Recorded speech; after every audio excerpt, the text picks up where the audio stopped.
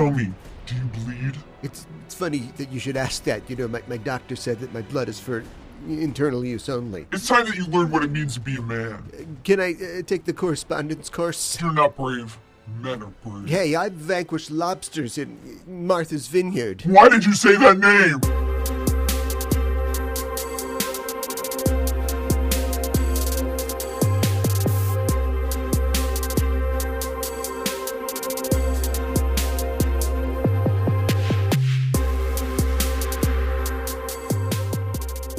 Welcome back to the all-new Just Enough Trope podcast. I'm one of your hosts, Mikan Hana. And I'm another one of your hosts, Caliban. And we're here to examine all of the tropes in popular media. And my mom bets don't shiv. You see, Cal, tropes nasty. Hope Mickey don't say balls nasty. Balls nasty. Slice and dice, man! Before we begin, it's only fair that we define what exactly a trope is and what we're trying to do here. Leader Billy Berserk, Spud. Leader Peg Batman, you see. Okay, come back to Earth. Sorry. Figure I ain't dusted. A trope in art or fiction is an element or a plot device or a character type or even a phrase that we tend to see again and again, like the tragic backstory or a plucky sidekick. Or having rich as your superpower. Oh, sure. Let's take a stroll down Crime Alley. They might have thought it was white-collar Crime Alley. Like, it's full of intellectual property theft. On the subject of intellectual property, we have no connection to tvtropes.com, but they're a great resource for examining tropes in media. But rest assured, if we ever face them in a mud hole, we'd be the surgeon. Quippy Batman is a weird Batman. Like, yeah. I think Batfleck, outside of Adam West, of course, is probably the most jokey Batman. Like, even Michael Keaton was pretty toned down. Famous comedy actor Michael Keaton is right. Like, I'm Batman. Like, he's not telling any jokes. No, I know. And he's up against a guy named the Joker. It's not who I am underneath, but my tight 10 minutes that defines me. Is anyone out there tonight from Gotham City? That's actually from Sense and Sensibility. Crowd work? No, the thing that they say in Batman Begins. Oh, really? Yeah, it isn't what we say or think that defines us, but what we do. That's Jane Austen. That blows my mind because I love Jane Austen. I never put that together. The benefits of a mountain ninja education. It is a truth universally acknowledged that a single man in possession of a good fortune must be in want of a batsuit. Well, now we have to record another intro where we make fun of Superman for equal time. Well, truth, justice, and impartiality. Yeah, it's only equitable. Why do heroes in comic books always fight each other when they first meet? Yeah, it's a big thing. The question would be, why are hero-hero conflicts often more attractive or desirable than hero-villain conflicts? I mean, I think in some ways, right, like you're more connected, maybe feel more connected to the hero characters than the villain character. Not always. If it's a good villain, you like the villain despite them being a villain, but... I don't know if this is a different trope completely, but how many actors have won an Oscar for playing Batman? 0. How many actors have won Oscars for playing the Joker? 2. Oof. Yeah. Wow. So clearly we care about the villains. 2 for the Joker. That's a lot. That's a lot. Yeah.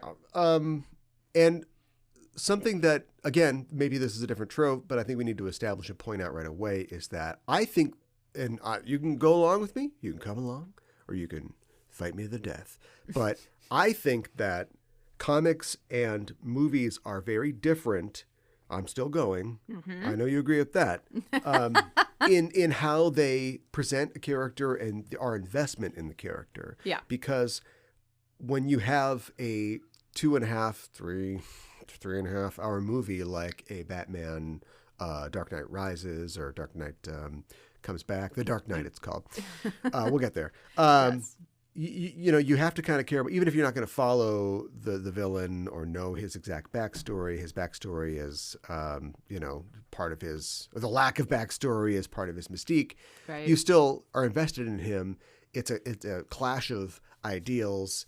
Oftentimes in films, the villain is sympathetic because we have to understand why this person would want to do this. Right. Why they are this way. And a lot of modern comic book films get into that and do that. Thanos is a great example. Like, Yep. you know, we see his point, even though we don't agree with his methods. No. I mean, you have to go to Killmonger for that. Yeah, right. I don't know exactly. if Kang counts for that. But anyway, the point is that you've got that clash of ideology, and so the villain is fully rendered as a character with agency and ideas and, you know, and an ideology. Whereas in comic books, and not always, and certainly not recently, in like the modern age of storytelling, but the Joker just, you know, wants to poison Gotham's reservoir, Yeah. or Lex Luthor wants to steal 40 cakes or whatever it is. And so by the third act of that comic book story, if there is one, that 18-page story, Superman's going to take him off to jail, and then that's it. So we Yeah. don't ever really care what he's doing. We don't really care about his motivations. And even later on, like in, I don't know, the 80s or something, if Wolverine and Captain America meet up, they're going to fight right away Of course they in are. the first act of their story. Yeah. Then they're going to realize that they're both on the same case Mission or whatever. Right. And the guy on the other end is going to be a Nazi. This was a literal episode of X-Men, or an issue of X-Men. Right, right. And we don't care what Baron von Strucker thinks. He just wants to take over the world. He's Right. an asshole, right? Right, right. And so, yeah, like in films, you get this, I think, in comic book movies because we just kind of expect it. Or maybe not. I don't know. Maybe whatever the underlying thing is still there. But then as the story goes on, you're like, no, obviously we have to, you know, deal with whatever it is that Mickey Rourke wants out of this situation. I think it's a bird. I'm not really sure, though. Yeah, that's a But comic That's a books, bad one. nearly every time. yeah. And even in, like, you know, company crossovers, when Batman meets the Ninja Turtles, what beef does Batman have with the Ninja Turtles? He doesn't. You just want to None. see But they're going to the throw... good guys fight each Right, other. he's going to throw a batarang at Donatello, and Mikey's going to try to hit him in the head with his nunchucks, and that's just what it's going to... That's just going to happen. Right. I think it's like, I mean, like what you're talking about, like the crossovers and like, I don't know, maybe the What If comics were maybe, I don't know if there were any What If comics that were like this at all too, but like just, you want to see, you know, your Captain America fight your Wolverine, you know, like what's something that wouldn't necessarily happen. But I know you've told me that in the comics, What If comics, specifically, or Well, just comics? well, comics specifically, but I know you've told me that. So Wolverine has been around since like World War I, and like there are other characters that have been as well, and they have some sort of juice or whatever. Yeah. And so they actually fought with Cap in not World War I, World War II. And I just think that that's really interesting. And I think the idea of like fighting each other first, and like, you know, they're kind of like big dogging it, you know, it's like you're used to being the biggest dog in your town. Hey, Captain or whatever. America, he's America. He's the biggest dog right? there is, right?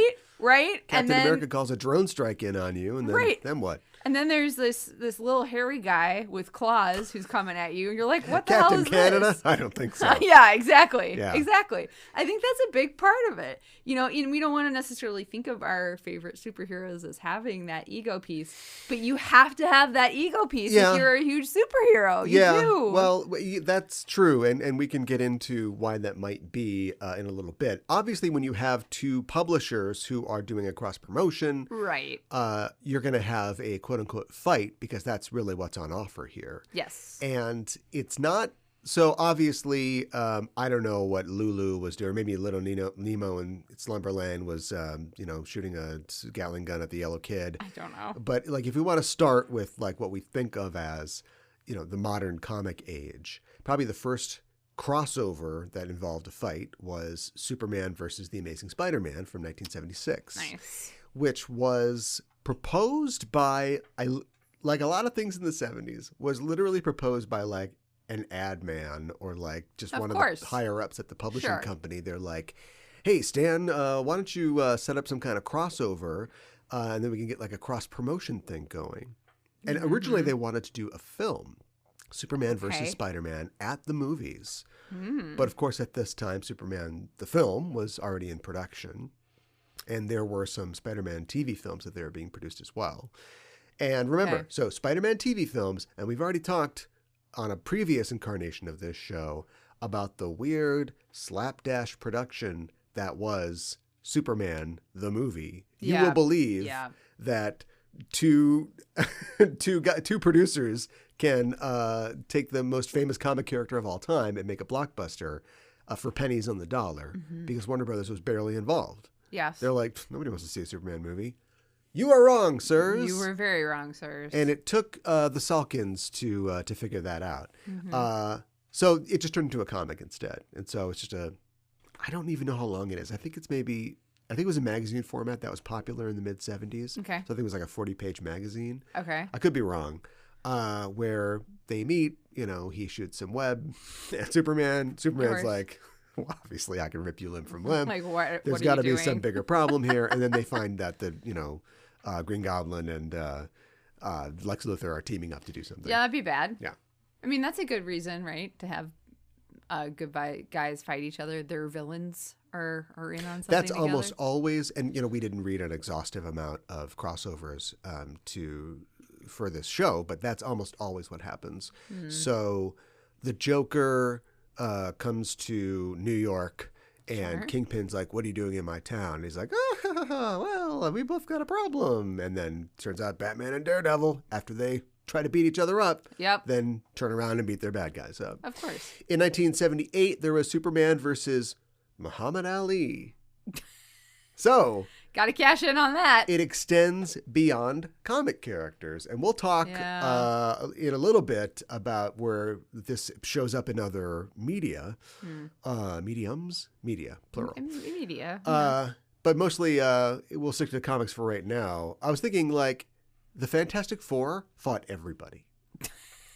Fantastic Four against the world. Yeah. Four versus everybody. Yeah. And it was like, remember, like, Fantastic Four is cited, I should say, both of those, as the sort of beginning of the modern Marvel universe. Sure.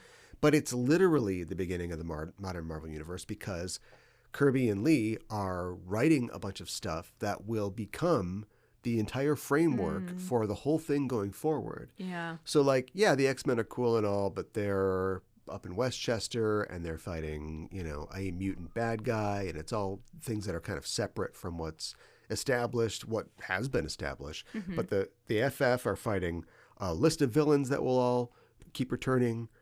Dr. Doom will be involved, and he's just a bad guy for everybody in the Marvel Universe. Right. And then people are showing up like Black Panther. They fight initially. They do. Why You're would right. Black Panther fight the Fantastic Four? I don't know.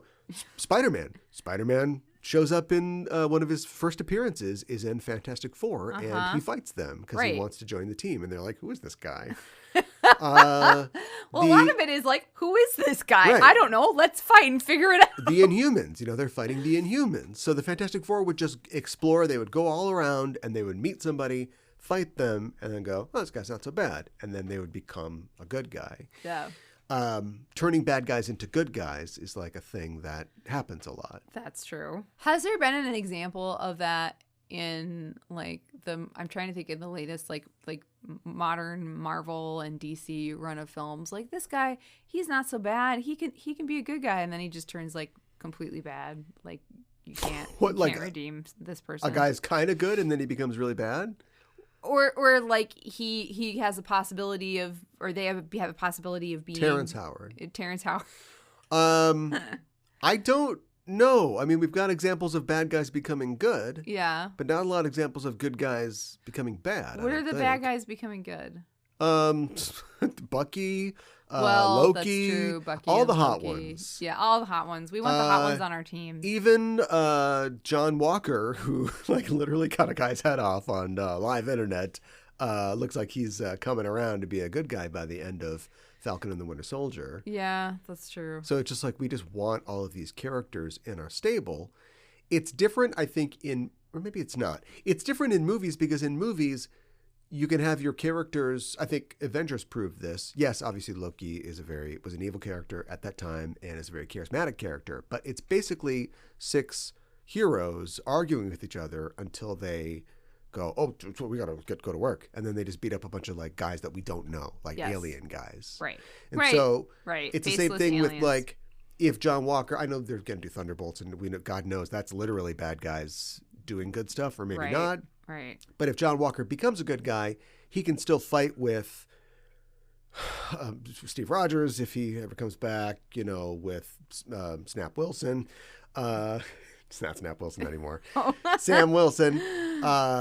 And they can fight, and then a bunch of guys, in balaclavas come in, and they just beat those guys up. Or it's a bunch of like, Right. hey, what's up? I'm from Occupy, or whoever the bad guys were in that series. That was a bad series. Yeah. It was not a good series. No, and I mean, And even the Falcon and the Winter Soldier Yeah. don't like each other very much. no, not when they. Yeah, right. They don't. They don't like each other very much, but they begrudgingly work with each other. Well, like the Black Widow and what's her name? Other Black Widow. They fight when they first meet. I can't remember. Do they? Well, it's not like they first meet. They know each other. Right. They fight though. Oh well, yeah, right, yeah. They have do. they have a fight. Yeah. And there's no the I know it's supposed to show a distance of like they start at this point and they end. I think so. We are sestras or whatever. Right. But it's just like, well, it's about 25 minutes in. It's time for another fight. We got to throw a fight in here. Yeah. Yeah, I know. It's also to put Yelena Belova over as like she can go toe to toe with Natasha I Romanoff. think that's exactly what it's supposed to do. Maybe that's what it is in the comics then too. Maybe. It's like, I thought this Spider-Man was kind of a Mary, but he's keeping Superman on his toes. Right, maybe I should check him out in his own book. Yeah. Yeah, why do it? All you're gonna do is just get Superman readers to read Spider-Man, or vice versa, right? I guess it was maybe it was like A tip of the cap, like a little you nod. scratch my back, I scratch yours sort of thing. I guess like when they had X-Men versus Teen Titans Mm-hmm. in, I think the early '80s. I think it was in like the John Byrne era. I think they're just the same thing.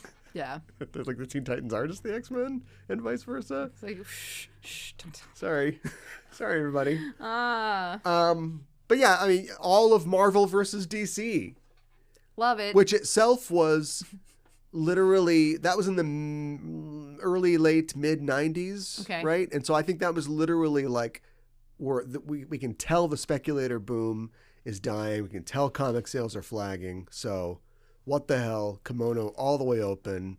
Lobo's going to fight Wolverine. Yep. Let's just do it. Dump And all the that toys out didn't- of the toy chest Yeah. and just even that exactly. didn't really save comic books. Sometimes, you have very sweeping stories, very compelling stories that come out of this. I would point to X-Men versus the Fantastic Four Okay. as being a pretty good one. Okay. And, in that, it is, again, it's like the early to mid 80s. The X-Men are, I don't know, it's in continuity. It doesn't really matter, but they're sort of in between crises. They've just fought the Marauders or something like that. And it's over the life of Kitty Pryde. And so the X-Men want to protect Kitty Pryde. Sure. She's trapped in her intangible form, and she's going to dissipate, because Okay. she's got a problem. And so they go to Reed Richards to fix it. Reed Richards wants to fix it, but he's got another problem. And the problem is that Sue has found a copy of his diary that says that he basically, it's a Pearl Harbor and FDR thing. Like he basically knew that they were going to get cosmic radiated when they took the flight. Yeah, but he I'd did be it on really purpose. pissed. Yeah. And Reed, who would, I believe him, says, I don't remember writing that. I don't think that that's mine. Okay. There are questions later on that it was probably planted by Dr. Doom to destroy the FF from within. Okay. But that question is never actually answered. Interesting. And Sue basically has to just accept, her husband the way he is. Poor Sue. I just I don't. Yeah, everybody says poor Sue. Well, excuse me. She's not written very well. She's not. At And least she's like everybody the remembers how invisible she was woman. badly written. I know. She's been written strongly, consistently for the last 30 years. I want to see Yeah. people say, awesome, kick-ass Sue. No, I want to see that too. Go read the comics. Okay. Well, it's anyways. Yeah. So Reed Richards is, he's like, I don't think I can do it. And then, of course, the X-Men aren't used to taking no for an answer. And so they fight them because that's going to make them make them help out. Right. And I think She-Hulk's there, and the teams are a little more balanced. But Okay. so there's like character there. There's like kind of a reason why they're doing it, but it is outside of normal continuity. It was kind of, I think Claremont probably wrote it. It was commissioned as like a side book. Okay. All right. Yeah, I mean, you just see this a lot with Marvel Comics, yes, especially Marvel, because they're edgy. We know this about them. One of the books that started the Silver Age as we know it was Flash of Two Worlds from 1961, where Barry Allen goes to Earth 2. He vibrates to Earth 2, meets Jay Garrick, and guess what they don't do? They don't fight? No, he's just like, oh, wow, you're a Flash too? Yeah, actually, I'm retired, but I'm thinking about being the Flash again. And I'm like, great, let's Flash together. DC Comics, everybody. Actually, more specifically, that's kind of the Flash thing. Yeah. The Flash family is very close. But yeah. It's just totally like, they totally just don't fight. You'd think, interesting. He's as fast as I am. Oh, he's dodging my punches as I'm dodging his. I'm going to outrun him and show him, run circles around him. They're like, hey, you're great. Yeah, you too. Now it's 1961. Yeah. Maybe it would take, the events of that same year and that early decade, Marvel Comics events, for guys to start punching each other's faces in. Right, but, right. I don't know, just a kinder, gentler superhero world. What we could have had, maybe this trope would not be as prevalent. Maybe this trope was it reached its peak or its nadir, depending on which way you hold the graph, in Civil War. Oh, yes. The film Civil War or the comic? Or both? Well, we're talking about comics. Well, we are talking about comics. Yeah. Written by Mark Miller. Marvel just setting the whole toy box on fire and going, hey, boring villains? How about the good guys fight each other? Yeah, right. Exactly. And they did. And it was all over an ideology. Yes. Keep that in the back of your mind. Okay. Because we might come back to that. Probably. Mightn't we? Yes, I think we might. Hulk versus Thor. Hulk versus Thor? What? I mean, I know Ragnarok, but you're talking about comics.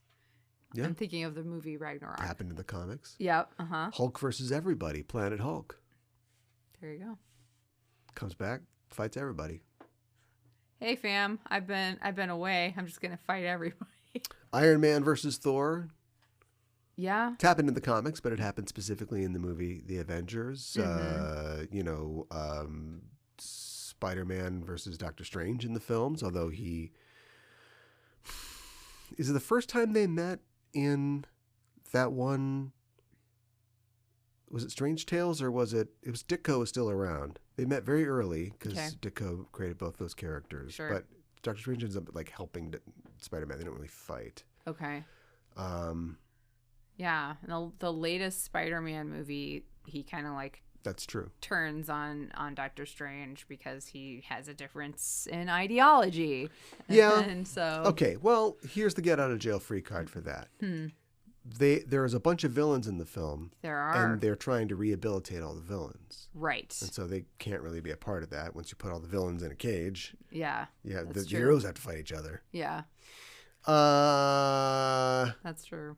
Other comics examples. We talked about Marvel versus DC, right? Yeah, we did. Any larger examples you can think of in the world of movies? We've established strongly that this happens in comics. The Civil War. How about movies that aren't based on comics?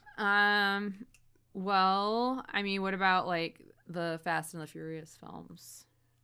I mean, they meet and they're trying to outdog each other with their cars and everything.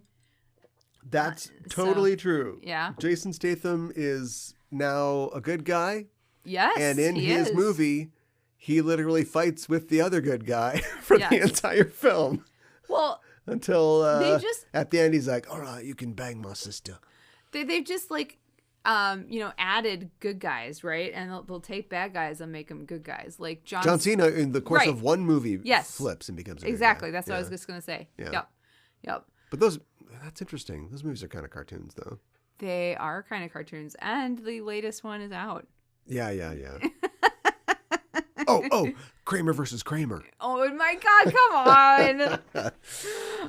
There's one. Oh wow.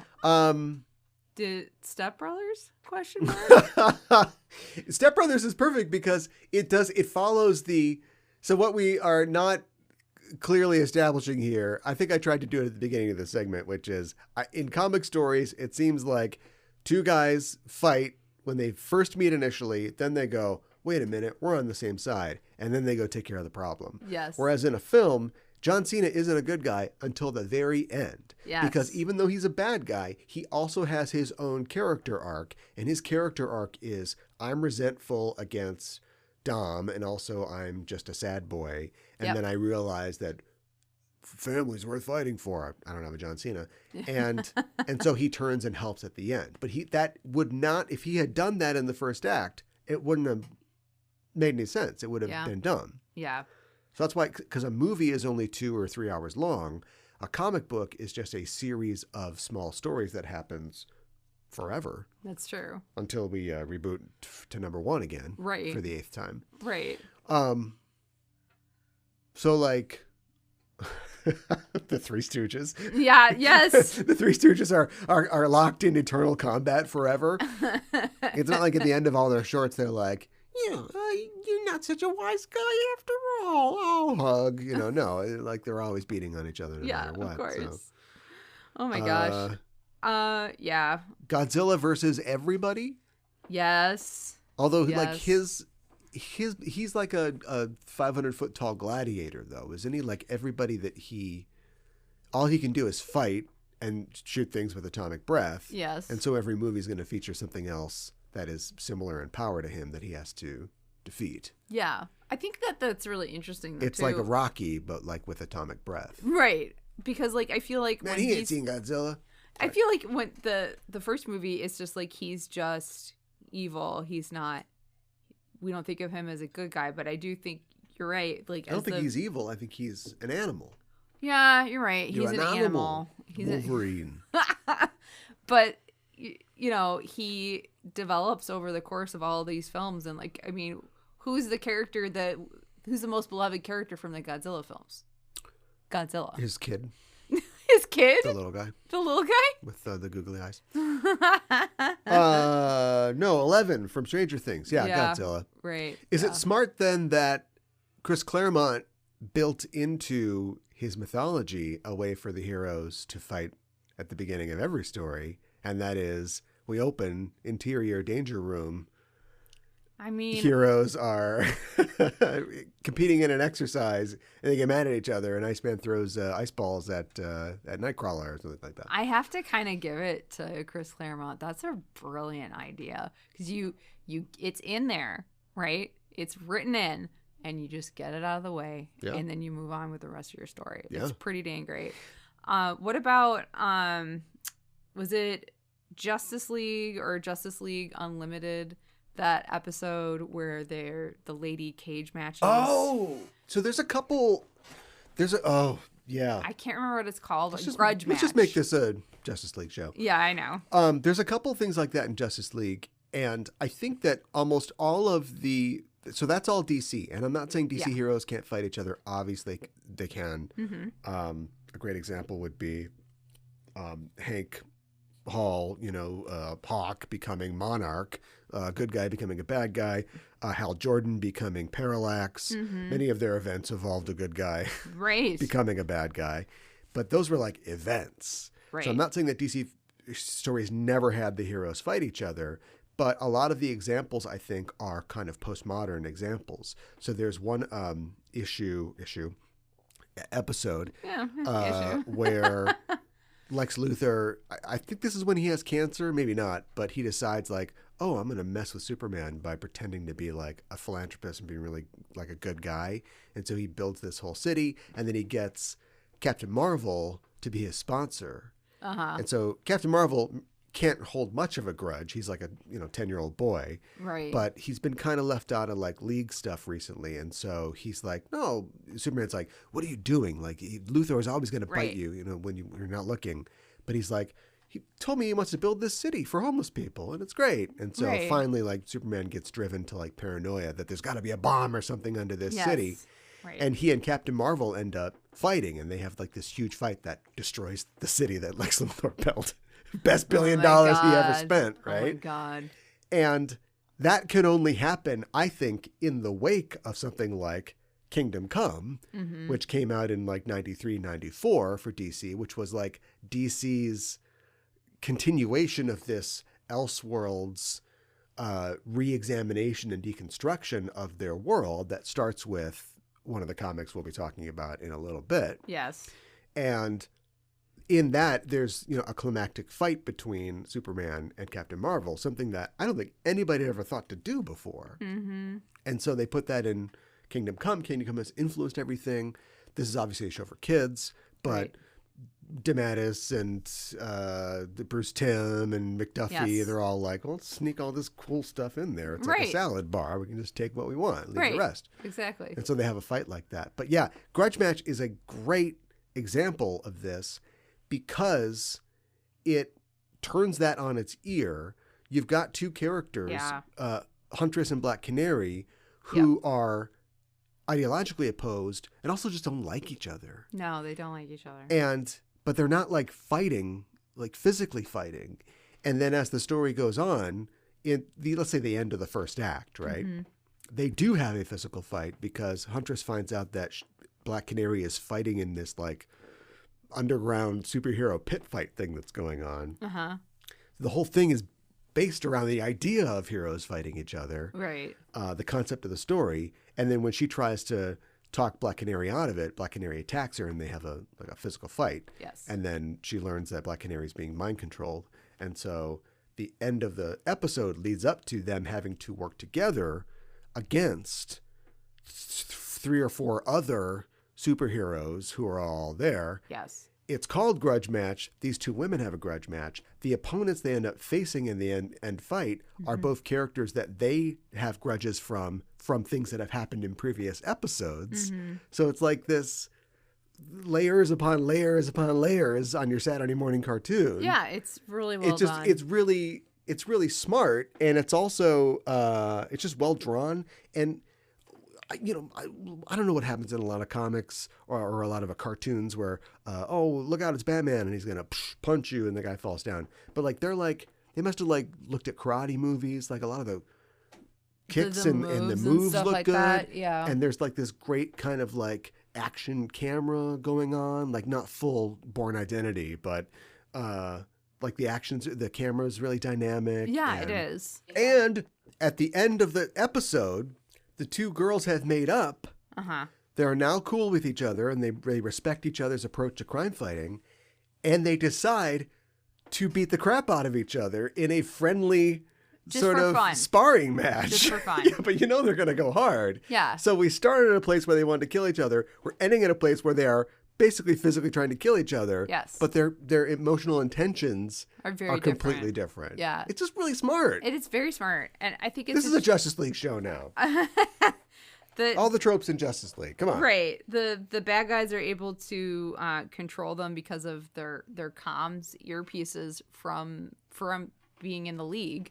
And Huntress isn't in the League, which is why she isn't involved initially, and then she just kind of gets thrown in there, and everybody else is mind controlled. It's very, and then it's this corruption of this piece of technology that they're using to communicate with the League and everything. I don't know. I think it's interesting. I think it takes something that like, oh, let's have girls fighting each other, and it's like, oh, isn't this fun? And but it has, like you were saying, it has so many more layers than that. It's way more thought has put into that story and everything. And it's not, it has a point to the story for why these characters are fighting each other. Back to Step Brothers, though. I think that Step Brothers is perfect though because it's two characters that are too similar. Yeah. Do you think that superheroes are too similar in that they all want truth, justice, and the American way? Sometimes. Or if they're both after like the same bad guy and they're like, oh, I got to get this bad guy. Get out of my way. Daredevil and the Punisher always fight when they meet because they're always both probably trying to stop, Wilson Fisk or something like that. Sure. And Daredevil's like, no, he deserves his day in court. And Punisher's like, give him a day with a bullet. Right. Right. Take care of it right now. Right. Boom. Problem gone. And I think that, it's funny because I think Daredevil is a good person, but... Oh, that's a big butt coming from you. I also think that he's morally complex. Yeah. And I think there's some times where he's like, this is not my problem. Problem solved. But it's funny that he won't let Frank do what he does. There's something really personal in it for him. Like it's okay if I do it, but not if you do it, sort of thing? No, well, maybe. Oh, he's definitely got a superiority complex. Yeah, for sure. But, why not so Frank, from another skyscraper, just snipes the fat man and then we're good, right? Like we all just go about our lives. But it's almost like he just drops everything to stop the Punisher from like killing anybody. And he's not like a Batman whose whole ethos is based around people not dying. Right. I don't know. It's just, I will beat you within an inch of your life, but I won't kill you. Yeah. Right. They haven't, we've gone way beyond the 70s Daredevil, 80s Daredevil. I'm sure that they hang out and, have pina coladas now, but that was like a big thing back in the day. Hit you with a big one. Yeah, okay. Casablanca.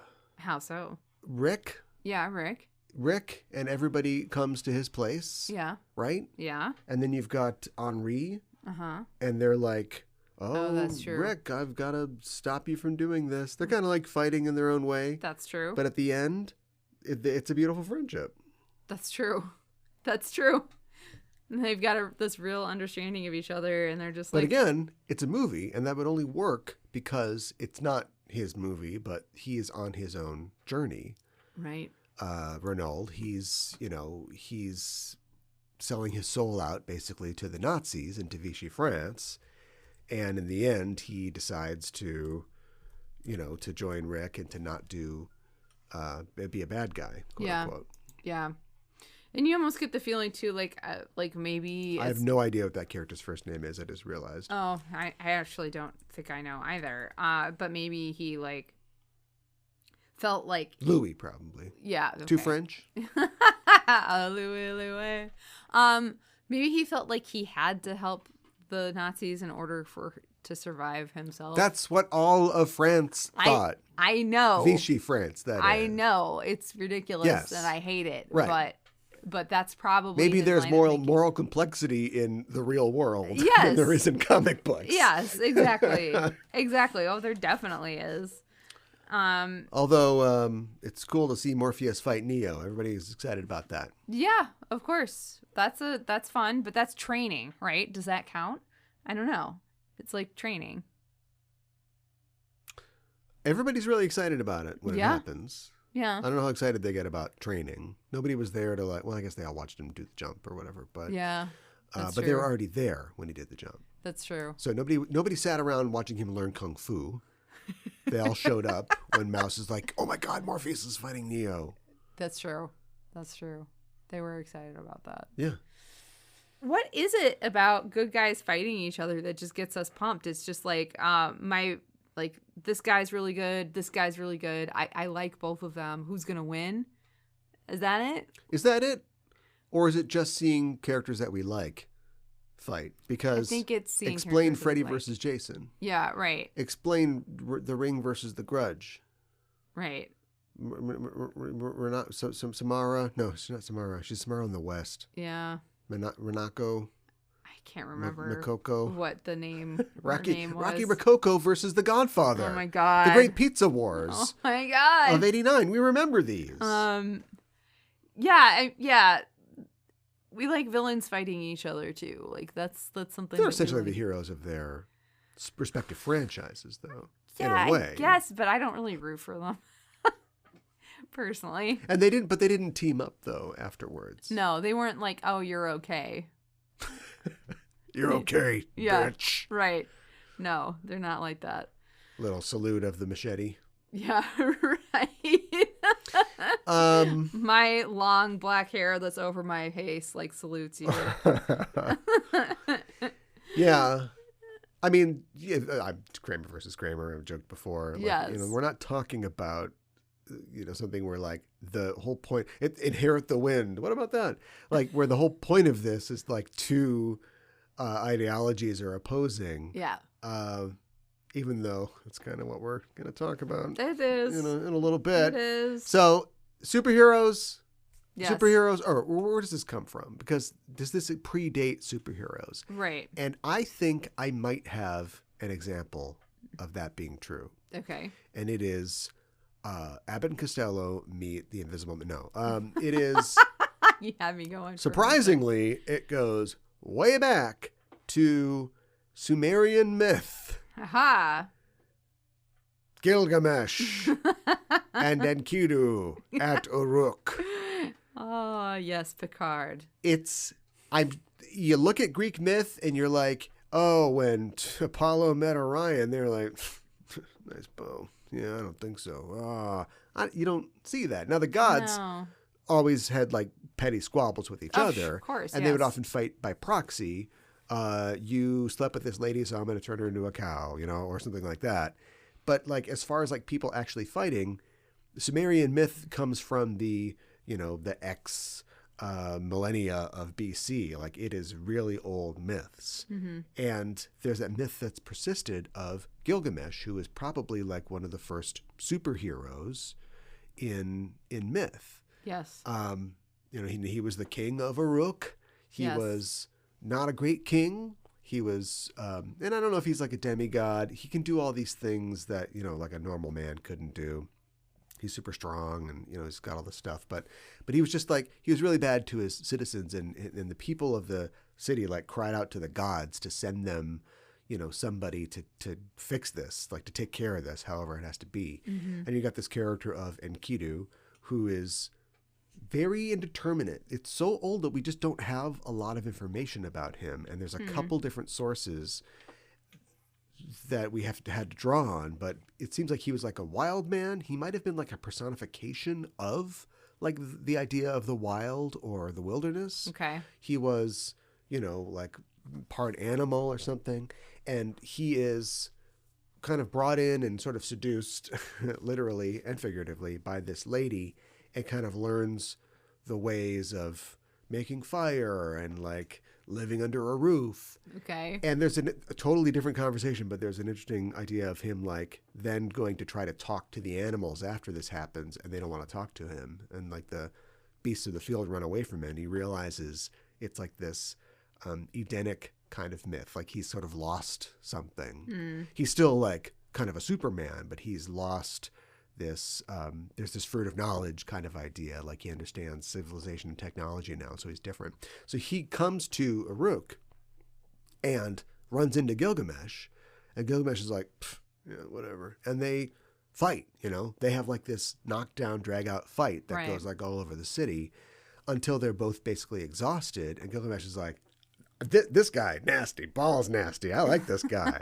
And they become friends after that. And they go on a couple different like mythy kind of adventures until Enkidu is killed. He dies. Yeah. And then it starts off this whole second thing where Gilgamesh wants to find the secret of immortality, not only to hopefully bring Enkidu back, but to stop himself from dying because somehow he's now seen the tragedy of dying and he doesn't want to die. So Right. it's very, very interesting kind of myths, but It's interesting that it goes back that far too. it's literally, that's what we're talking about. There is no, Enkidu is secondary in this, at least in this story. There is no thing where it's like, and then he realized, no, it's just they fight. That's the end of the first act of their story. Yeah. And then they go and fight the bull of heaven. Like they Right. go on and do other stuff after that.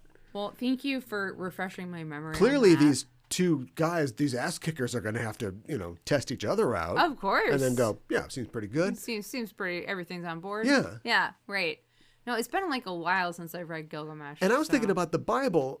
Yeah. Is and there I- anything in the Bible? I can't think of anything like this There's in like the Bible. Cain and Abel, but Well, But- one guy wins that. yeah, I know. I know. It's not the same thing. But I can't really think of anything off the top of my head that is like that. In fact, like John the Baptist is literally, when Jesus shows up, he's like, all right, I'm out. That's my time. This is the guy. Check him out.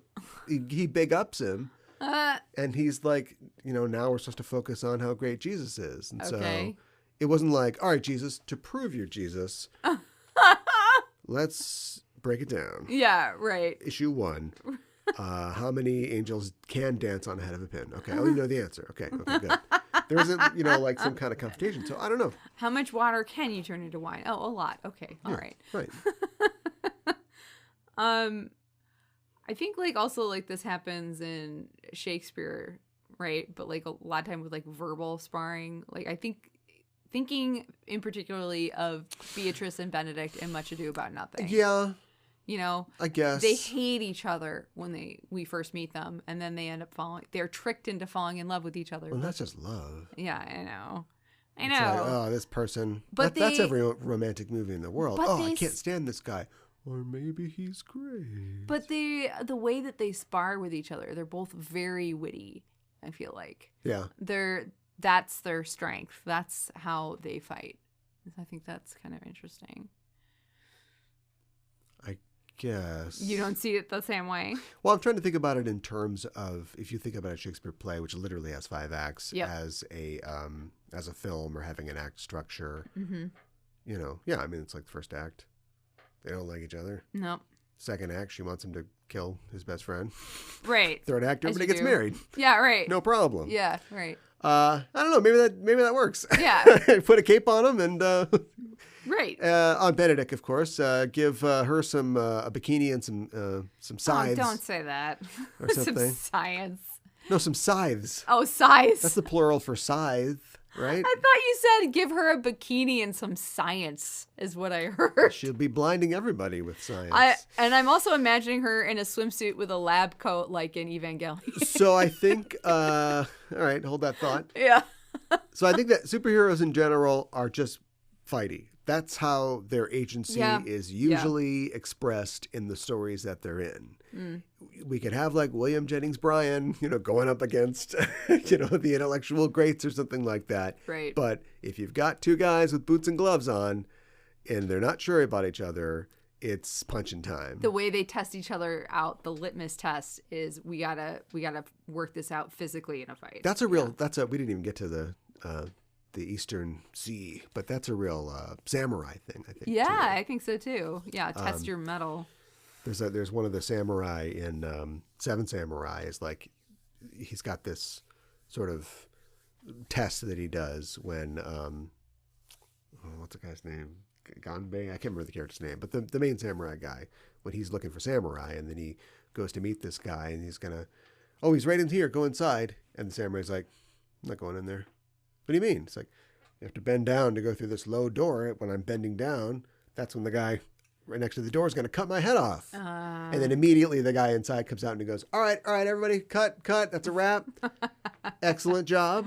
That's exactly right. I can tell you're a samurai, You passed. of poise. You're very smart. Yeah. So they don't come to blows, but Right. that's that But sort it's of a like, test. do you have the juice Right. to hang with me? Right. So we got that. Superheroes have I think a purer motivation, or at least a more complex motivation in stories, where villains have uninteresting motivations, generally. Get the 40 cakes. This has changed a lot, but even so, pick up a comic book now. They've invented a bunch of weird... Gore the God Slayer. Yes, it's very sad that your wife and daughter died, but now you want to kill millions of...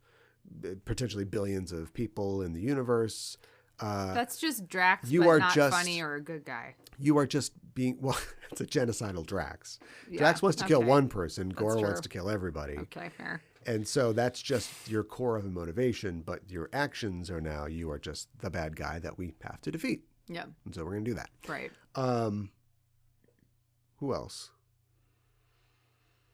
I Just mean, like didn't they brought Malekith back a while ago? And Malekith is just like Thor's Joker. He's just like a bad guy. He just wants to do chaos. He just wants to destroy all the realms. And it's like, all right, but it's not like you're, no, my daughter. Magneto's a great example of a guy who, when they write him right, has very complicated motivations. right. Because he sees the mutant people as victims of humans. And so when he does stuff, he is trying to protect them. But you'll notice it's really hard to write that, isn't it? It's very hard. Because it's not written very consistently. And sometimes you're Grant Morrison and you've got Magneto having humans rounded up into camps in New York City. And you're like, no, it's totally supposed to be that way. It makes sense. It's like, he was a Holocaust survivor. No, it doesn't make sense. He was literally, he has a tattoo on his arm. I have to believe that he would probably think, I shouldn't be doing this. I think that there would be a line there, even in his gray moral area. Well, anyway. Anyways. Okay. All right. Cousin Grant is, sometimes he's not. Maybe he doesn't get it always right. Not perfect. Yeah, no. And as I think you mentioned, superheroes are about power and about control. They're about strength. Even the female ones. Yes, absolutely. She is fire and life incarnate, now and forever. She's Phoenix. It's just about having physical power, having laser power, or mental power, or whatever it is. I'm in charge here. Yeah. You report to me. It's very rare that you see a comic character that doesn't have any, and I'm not talking about, I mean, there's like, drama comics and all kinds of stuff, but like a superhero comic where the character has no powers and doesn't do anything. Death Note is a manga. Yes. And the bad guy in Death Note, or the co-protagonist in Death Note, However can you literally look at kill it. anybody that Yes. he wants to. Yes. And his opponent is just smart. That's it. Yep. He's very smart. very big brain. But he doesn't have lasers. He doesn't have a gun or anything like that. He doesn't have a magical notebook that can unkill people. Well, he gets his hand on a page, I think, at some point, doesn't he? But Probably. I'm gonna have to read the real one someday, so I Yeah. can watch the terrible Netflix one someday and judge it as it deserves to be I judged. don't want to watch the terrible Netflix one. But Yeah. There's a lot in anime and everything too, and I think another one in Pride and Prejudice, if you want to go that route, is the main characters in Pride and Prejudice. Pride and Prejudice? Yeah. Huh. Yeah. Because Darcy, Again, okay. it is falling in love, but Darcy is a complete jerk. Complete. But that's literally. I'm not saying that that's not a We're not talking about conflict between characters. Some of the things we have talked about are conflict. That's literally the action of the story. The entire story is about two characters who are proud and prejudicial. I know it is. Resolving their differences and coming together. I know it is. It isn't like they meet at that ball and they have a dance off and then they're like, Don't give people ideas. you're pretty good. Because Apple TV will take over. And, yeah, exactly. And there'll be a twerking dance off. You're pretty good. Yeah, you too. What if we get out there and get a little proud and prejudicial? Oh my God. Do you know what I mean? Yeah, I know. Okay. It isn't just like two characters don't like each other. I know it's not just two characters don't like each other. I think that Taming of the Shrew, Taming of the Shrew. Taming of the Shrew, maybe. Once again, that's the entire point of I the know. thing is- I know. This is just they fight at the beginning. Yeah. Okay. So it's probably time to talk about Yes. two guys fighting at the end of something and somehow Yes. Yes. That's a great segue. And speaking of power and control, it's time to talk about our featured media for this episode.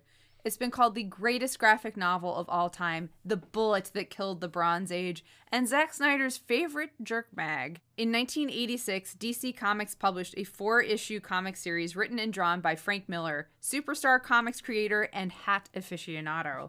Dark Knight was conceived as a return to the dark and ruthless roots of the vigilante Batman, who in the wake of his campy 1960s TV series had come to be seen as more of cuddly and friendly hero, a super friend if you prefer. Miller, who was coming off of a run of gritting up Marvel heroes like Daredevil and Wolverine, wanted to restore the menace and darkness of the hero that scared him in his youth. And if you can throw in a load of mid-80s cultural commentary, why not? Oh, why not? The thing about the Cold War is that, it's still going. It's still going. It's not over. Yeah. It's not over. No. Why would it be over? Cal, how the tables have turned. Give us a synopsis of The Dark Knight Returns. Well, 10 years into the future. Actually, that's not true. It's more like it's over 15 years into the future. They say at some point. But it's in the future, which is the 80s still somehow.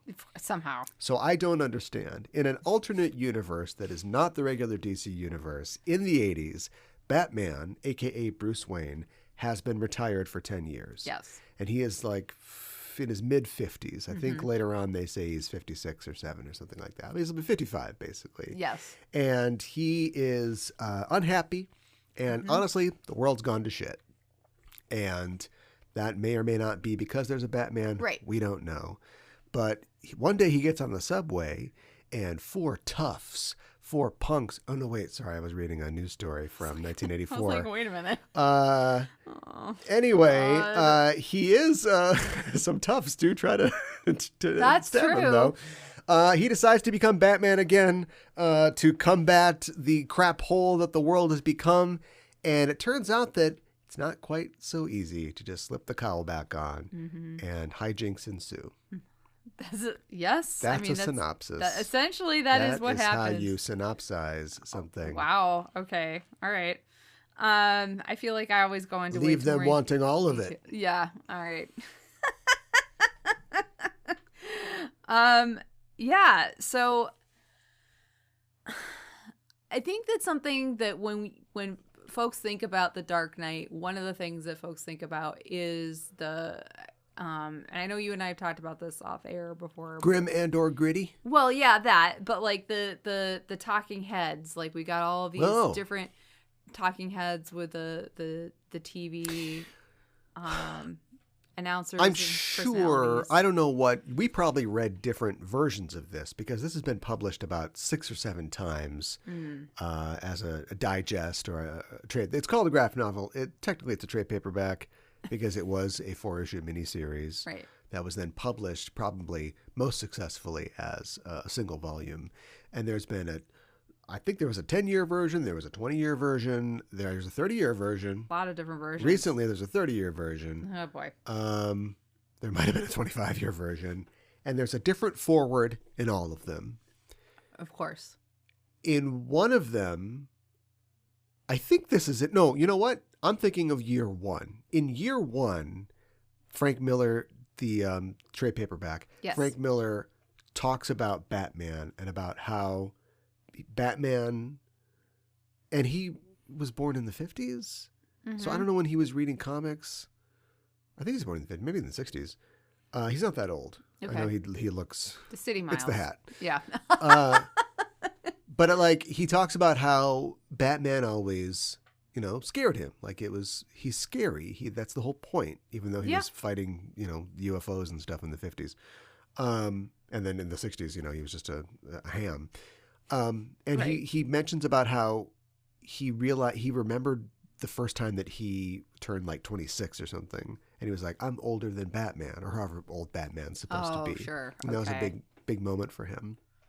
And how he all but says that he's, he thinks of himself as Batman, but about how he wanted to, in writing year 1, and of course the year 1 was made after The Dark Knight, so I assume this applies to The Dark Knight. He wanted to provide a humanity to Bruce Wayne and get into like his motivations and psychology in fighting crime, and not just, I must become a bat. Right. In the forward of one of these, and again, I don't know which ones these are, Alan Moore. This must have been an early one. Yeah. This must have been like the first printing, because Alan was still Alan Moore still cared to write something about comics. he specifically wrote, and he was using all these flowery examples. The gods of Ragnarok would not have been quite so compelling had their story not had an end. And he's basically saying that he's turning it into a mini soapbox for like Frank Miller is giving an end to the Batman story, which gives him more power from a literary perspective. Got it. And how maybe comics should think about the success of this and how maybe some more of their stories should actually have ends instead of just clone sagas and One More Days and everything else. So I don't remember the question you asked me, but the point is that Talking Heads. My own personal experience Yes. is seeing this in a Walden books, you know, when I was maybe single digits, maybe double digits, early double digits, and thinking like, I like Batman. No, he's got the lightning bolt. You get hit by lightning. What's on the cover here? Right. Check this out. And being like, oh, it's that feeling of like, I shouldn't be watching Miami Vice. Right. I shouldn't be watching this. I know this is dirty. I Yes. know that I don't understand any of this. And so Right. I'm terrified of it, of course. Of course. Well, Batman, I must become a too adult comic book. What if Batman decided to become Zippy the Pinhead? oh my God. Then the bad guys would be terrified. They're like, I just don't get it. I don't understand. Take me to jail. But I remember thinking that, and like also thinking that, like picking up any other comic that I shouldn't have been reading, or at least I just wouldn't understand, and that like affecting me, and also to a lesser degree seeing issues of Crisis on Infinite Earths, which wasn't the year before and wasn't intended to be as gritty and as grim as The Dark Knight Rises or Watchmen, which I don't think I even clock. I never. It probably wasn't on a Never radar. attracted me in the Right. same way, but I Right. would have been blown away. Actually, I remember when I first discovered Watchmen. Different story, another show. Yes. But Crisis on Infinite Earths had the death of Supergirl, the death of like Yes. different heroes, and like heroes being eliminated from continuity, or I guess from the universe, and being affected by that and being like, what's going on with comics? But not being able to even express it and think about it that way. Right. You know? just saw a cool Batman cover with a lightning bolt on it. Right, but not And it pulls your understanding. attention. Right, like why isn't he, punching a Joker Jack in the Box and then like winning, Right. and then Robin's there, Right. and thinking like, what is this? Is this for me? Should I be looking at this? Right.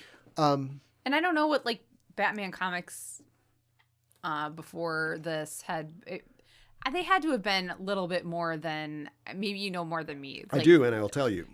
They had to have been more than what like the 60s show was, right? Like the 60s show is a lark. It's fun. No. It's goofy. No, No? this was written specifically To grind his libertarian axe, but also to counteract. Right. I And know. it was commissioned. I mean, look, it's his story, and it went through a lot of revisions, but everything on the page is his. Sure. But it was essentially commissioned by Dick Giordano or somebody in editorial to say, this is the way that comics are going. Things are Yeah. getting grittier and darker. Right. We've just rebooted the universe, and so this won't be in the universe, but this will be. We want to tell more stories and open up what people's conceptions of the characters. Sure. Speaking of Alan Moore, he wrote the last official Superman story before the Crisis reboot, Whatever Happened to the Man of Tomorrow, where Superman, a lot of his villains die, and he, has to fake his death, and like a lot of horrible things happen. Yeah. It's almost like Miracle Man, in Superman. And so that was all intentional. Like that was specifically for that reason. Okay, so 50s, Batman is going to other planets and stuff like that. Sure. Whatever. 1960s was basically like same bat time, same bat channel. They put that in some of the Yeah. comics. Oh, I believe it. He was just doing goofy things against Mr. Freeze. Maybe not Mr. Freeze, bad pick. Probably wasn't around, but like the Joker, the Penguin, so on and so forth. Yes. 70s, you get the kind of like the Super Friends era, but also you get Neil Gaiman and you get Denny O'Neil. So it's becoming a little more serious, but more of like an adventure. He's kind of like James Bond. We read that one where he flew to Switzerland or whatever, and he was skiing with Talia al Ghul or whatever. It's just like James Bond. That's Harry Love God Batman, you know. Yeah. And then the 80s, he's like leaving KGBs to die in the sewer, and things are starting to grit up a little bit. Yeah, right. Robin is a street kid who steals the hubcaps off the Batmobile, and Batman's like, all right, kid. There, they fought for the first time. He took his hubcaps, and he's like, you know what? You're pretty great. You're going to be Robin. You show me, you're going to be Robin. But Jason Todd is like, he lets a criminal die because he thinks that he should die. He's making shady. bad decisions. He's making these darker decisions. So that was all part of it. And the 16 panels, I don't know. The 16 panels, so go ahead. Now I remember how we got here. I didn't go and read all the forewords and all the afterwords before this, because I just wanted to just come into this and talk about it. So I don't remember specifically why he wanted to do 16 panel pages, but it lends itself very well to the flow of storytelling, which is 50% of which is televisual. Yeah. We're just seeing talking heads. Yeah. We're seeing news flashes. We're seeing crossfire debate, issue 1 type situations. Yes. And that is delivered in a bite size. This is before they even thought of tweets, but people started to think of like television as delivering sound bites and giving information in small packages. And so it works great for that, which is a large part of the book. It also works pretty well to tell a very fast moving story where things are changing a lot, and we need to. Batman is at its core a noir story. I'm not sure, but we need a voiceover. We need Batman's war journal or whatever he's talking about. What he's thinking and stuff like that. And it's not just his POV. We have the POV of it jumps around a lot. Because we get Gordon's POV. Yes. Superman gets a POV at one point. So a lot of POVs going on. Robin has POV for a little bit too. Yeah. So it works great for that. Also, same year, speaking of Olamour, Watchmen comes out and they're doing the 3x3. They're doing the 9 panel. So I don't know. We were pushing against the literal borders of the industry and trying new things. I think it's the talking heads, the news reporters. It's very interesting because it's like a lot of them. It's like clear they're just delivering the news. They don't necessarily believe what they're saying, and they'll say something really horrific, and then they'll be like, and at 10, what's going on, downtown? Check it out. And it's like, okay, what? But that's how the news is in real life a lot of the time. And the crossfire thing is interesting too, because we have like person A is like pro Batman and person B is they don't like anti Batman. Yeah. But they're like you said, they're just like these sound bites. So you just get like these little blips of information. Yeah. And they are debating vigilantism itself. Yeah. Which 2 years after Bernie gets. Which, okay. I guess I'd look at the balls on DC. We talked before about the two Flashes just hugging it out 25 years before. But now they're like, yes, we will run a story where characters of dubious backgrounds or intentions are making some good points about whether or not these characters should exist. Should be doing what they're doing at all. Yeah. And that's something that we don't, that's people talk about how the modern age is grim and gritty and, depressing and pouches. But the modern age is marked by creators willing to ask those questions, of our narratives. Yeah. Looking again back at somebody like Alan Moore, who's going to make a story about Watchmen, which is very much the same thing. It's about having an effect on your world and being a vigilante and doing things, fighting against forces that are systemic and societal and cultural that you can't punch. Right. And Batman can punch most of the problems in this world. He can even punch Superman. So we know how Frank Miller what Frank Miller's answer to the question is. I feel like Alan Moore is more like, what do you think? But Yeah, I think right. I know what Frank Miller's question is. Put on a bat suit and prepare a lot of kryptonite arrows, and maybe you can punch your way out of this thing. I know, but like, should we talk about Bernie Getz like a little bit? Like, I know he saw himself as a vigilante. I don't think he was a vigilante. I think that, Vigilante is just taking the law into your own hands. okay, he took the law into his own hands, but by killing like 4 young kids, He didn't kill anybody. He shot them. He did shoot them, yes. And one of them was paralyzed, and the rest, I'm not saying they were excited about getting shot. He was booked. He was convicted on a weapons charge, and that's it. Attempted murder. The other charges, whatever they were, Yeah. the jury cleared him. Now, we've talked before, have we? I don't remember, about crime and the perception of crime Yeah. in the 80s. It was bad. Look. It was bad. Well, it was. I'm not saying crime is definitely a lot lower today, no matter what anybody says, than it was back then. But I feel like crime was probably lower in the 80s than it was in the 70s. But there's still this probably. perception, this sort of delayed reaction to the, Son of Sam and garbage strikes in New York, and the idea of the systems failing us. Yeah. And that was propped up by it being morning in America when one of the characters in this comic book was elected to the presidency. But there's a hangover that lasts throughout the 80s, so that, one of your favorite movies, Cobra, came out in 1986. Yeah, right. And remember, Cobra was based on a book, right? Like, it definitely had crime in it, but it wasn't like, It wasn't what it crime was. is the disease and I'm the cure. Give me some scissors. I want to eat some pizza. Like, that whole movie is about how the world is a cesspool. Yes. Andrew Robinson, who is the good guy, he's a cop in this one.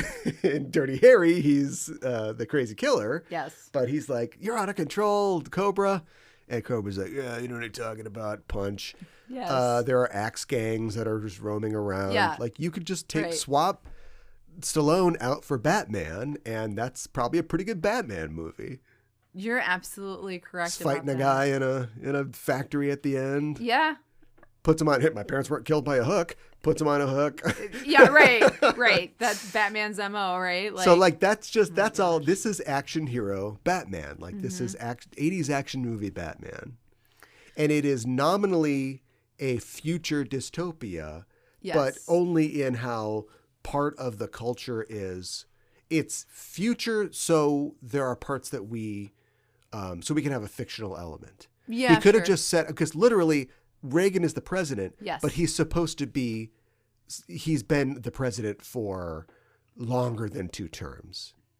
That's a horrifying idea. Do you know what I mean? Yeah. Because he's extra wrinkled. I mean, he was wrinkled Yeah. then, but that's what I'm getting, right? He's melty. It's supposed to be like the 90s, and so now there are like gangs that wear like spikes and Yes. those Kanye West sunglasses or the Yes. Cyclops sunglasses. Yes. But it's not, even though it's clearly the 80s, I don't think it's supposed to be the 80s. It's supposed to be like it's supposed to be like 1996. If Batman was Batman in 86, he quit, and then Sure. it's 1996. I think you're right. That's the impression I get, but they never say what year it is. No, they don't. I just think it's interesting though, like I do feel like whether the politics in this, whether or not you agree 100% with what's going on, or like this is real life or what have you, I do think that there are some things that happen, even like in little snippets, that are still our talking points that come up today, or political things that we still. Libertarianism existed in 1986. Uh-huh. I think it was a lot different Yeah. than it is now. Mm-hmm. And the character that appears in this, who is probably espouses most what I think Frank Miller's personal thing is, because it's not like Frank Miller's not like Steve Ditko. No, I don't think so. It's not like this Batman is Mr. A or something like that, but it's probably Oliver Queen. It's probably Green Arrow, Uh-huh. who's Who's barely in it. barely in it. But he is well, first of all, he's rich, so shut up. But but he is So is and Batman. go back to the Green Arrow, Green Lantern team up book. They were going around. Black people were yelling at Green Lantern for being a cop or whatever and a fascist, and Green Arrow's like, yeah. Or Green Arrow would have been at Berkeley. He would have been bailing Bernie Sanders. Don't get those mixed up. Yeah, no, out of jail after a protest. He's the hippie anti-establishment guy. Sure.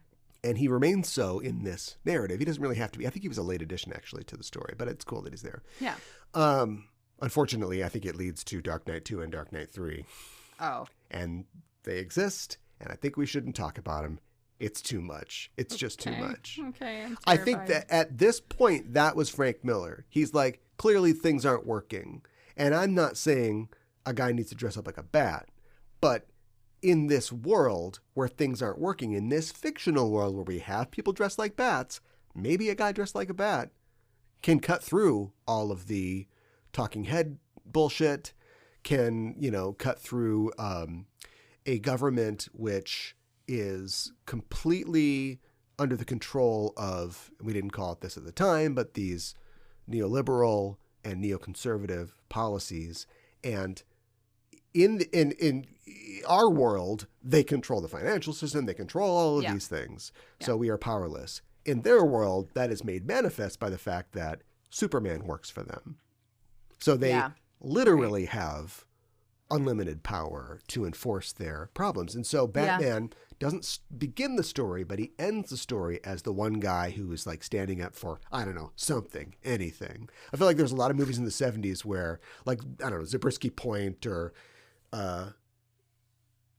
we watched one recently that was or I don't know, like A Boy and His Dog or something like that, where the character doesn't necessarily have a philosophy, but at the end, a society's trying to destroy him and possibly does. But he's no, I'm the last free man. You're all slaves and robots. Sure. I feel like that is a common thing that you see a lot. But the funny thing is, and look, it's fun to have a philosophy. It's fun to feel a certain way, but libertarians, they never have any solutions.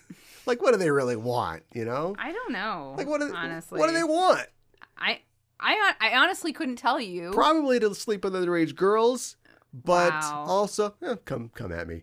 But you're not really proposing anything. And the one thing that they propose at the end of the story is maybe if we live in a cave, that'll be good.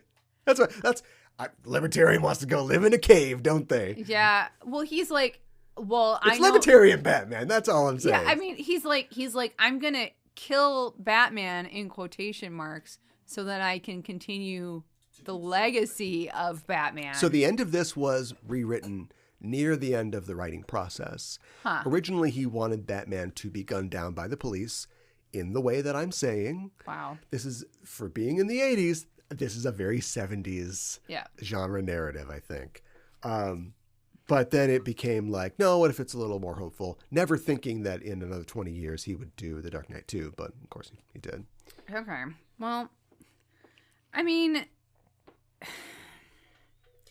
I think it's interesting too that like you were talking about that Superman essentially works for the neo-libertarians. Reagan is talking for the to U.S. him, government. For the U.S. for government. the Reagan administration. Yeah, for Reagan. Reagan is talking to him. I thought that was very interesting, that part where Superman is first introduced and he's talking to Reagan. We don't even see their faces at first, but it's the way that the dialogue is written. It's Reagan, and you get the idea that it's Superman. And he says, well... Yes. That's my Reagan. Exactly. Well. That's good Reagan. Right. But it starts out with they're having this conversation back and forth. I need you to go basically talk to Bruce, and there's the stripes of the American flag, and they morph into the Superman S. Yeah. Which is really cool. And then the president also has kind of veiled threats. So it's a build up, right? He's talking to Superman. He's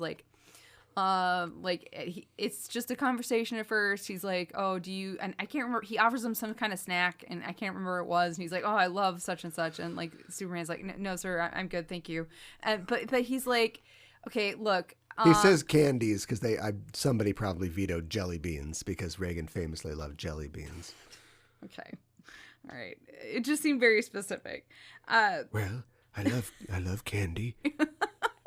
Yeah, just say jelly beans. Come on. Yeah, I know. And it's like, he's like, okay, well, I really need you to go talk to him. And like Superman seems kind of resistant. And he's like, basically like saying more or less, it'd be a shame if anything were to happen to your bat friend. I'd hate for anything to happen to him if you didn't go talk to him. It's like, okay. So basically, you have to do this, or we're gonna. Superman in this, Dr. Manhattan in Watchmen. It's interesting, isn't it? It is. Watchmen, Nixon is still president. Yes. Dark Knight, Reagan is still president. Yeah. Oh, interesting. Yes. Yeah. And I think Miller and Moore are basically the same age. I think so too. So it's interesting. It is. Came out the same year. Yeah. Some cross-pollination going on. Maybe. Or just that the time birthed two things that had a lot of similarities. Yeah. Only in Frank Miller's Watchmen, you can punch out Dr. Manhattan. You can win and beat Dr. Manhattan. Yeah, right. Exactly. Whereas Watchmen is about a lot of things, but I think it's about just, the times they are a-changing and will continue to change. Yeah. And the evolution of history is something that nobody, not even a blue naked man, can stand in the way of. I don't know. They just don't have any solutions. Like, what are they supposed to do? And plus, like, none of the it posits a world where the Cold War is still going. Yeah. And even having Superman be your Superman is your Star Wars, right? Yes. Because they're not worried about nuclear missiles, because if they shoot them, they figure Superman can get rid of the nuclear missiles. Yes. And this happens in a proxy war, basically, because they're fighting over the island of Corto Maltese, which is like South or Central America. It's a Cuba, basically. And the Russians decide to nuke it because the proxy forces are losing, and Superman stops the nuclear bomb, but he makes the point, and even like one of the scientists, I think, on the TV makes the point, and then the guy who's in the Skylab or whatever, who's going to die. The helicopter? Who's in space. There's a guy in the space. Okay. in space who's in the space station who tells them about this. When the electromagnetic wave wipes out all the electronics, he's dead, basically. He's going to die up there. They all talk about how you can't nuke anything on the planet and like expect it to be nobody to be hurt by it. Right. It's like, what are you, a hippie, Frank Miller? Are you an anti-nuclear testing? Do you see what I mean? It's hard. He's hard to put into a box. A box. Yeah. We know that he doesn't like psychology, which again, I think this is the pop psychology of the 70s. Yeah. The whole "I'm okay, you're okay" thing. Yeah. Yeah. Like his character of Dr. Wolper, who is just a complete cretin. Awful, and he's got a Hitler stash. So this guy is coded to, I know. We don't like this guy. It's so great. Yeah. It's like, what? Who are you, L. Ron Hubbard? I know. But like they cause more problems than they solve. He's like, oh, my client, they're just you think he might be rehabilitated. The whole thing is like kind of anti-government and by extension anti-military, but he's got the character of the general who's selling weapons to the mutants, and you go, why would a general do that? And then he finds out that the general shot himself because the U.S. Army or the government wouldn't pay for his wife's like cancer treatments, and she was going to die. And so it's like, all right. So he was okay to then sell weapons to this horrible gang that would. And second of all, seems like a good argument for universal health care, doesn't it? It sure does. See, they don't have any solutions. No. I don't want to go too hard. I'm just 15 more minutes on going hard on libertarians. Yeah. But it's just. I would hope now today that the hippies of today, quote unquote, are more interested in finding solutions than the people of the 80s where you go, we got to save the whales. How? Like a bumper sticker. I know. Give to Greenpeace. Yeah. I don't know. Have Captain Kirk and his team It come seems back like in he's time kind and of save them. The X-Men fought both Kirk's Enterprise and Picard's Enterprise. Well, there you go. Yeah, before they teamed up to solve the problem. The person that he aspires to be, as what is he really? He's in between the Boomers and Gen X, right? I guess. So is it Yeah. the Lost Generation? I don't know. Maybe. I don't know my generations, but the character that he aspires to is the authority figure is Gordon. Yeah, sure. And Gordon in the story, as he is going to retire, is Yep. talking to his replacement, a very 80s woman with big Sally Jesse Raphael glasses and short hair. Short hair. He and talks the about trench coat with like the huge shoulder pads and stuff like that. Yep. Everybody got shoulder pads in Yep. this. He talks about FDR in Pearl Harbor and about how people didn't know what to do at the time, and it felt like the world was turning upside down and it was chaos, but FDR was there, his voice was on the radio telling us that it was going to be okay. And then Pearl Harbor happened and people didn't question. They got together and they went off and they fought this war. And that's a little bit of revisionism, but It's romanticized. But exactly. It's romanticized, but it's not inaccurate. Mm-hmm. Then he says a couple years later, it came out that maybe FDR knew that was going to happen, and maybe he allowed it to happen. And he doesn't finish his thought. Not because they're interrupted, just because he doesn't have an answer to that. He doesn't know what that means. Right. And that is a great moment of ambiguity in a narrative that is mostly just let Batman punch everything, okay? Just let him punch everything. Yeah, He's yeah. going to solve youth crime. He's going to, if he just punches everybody.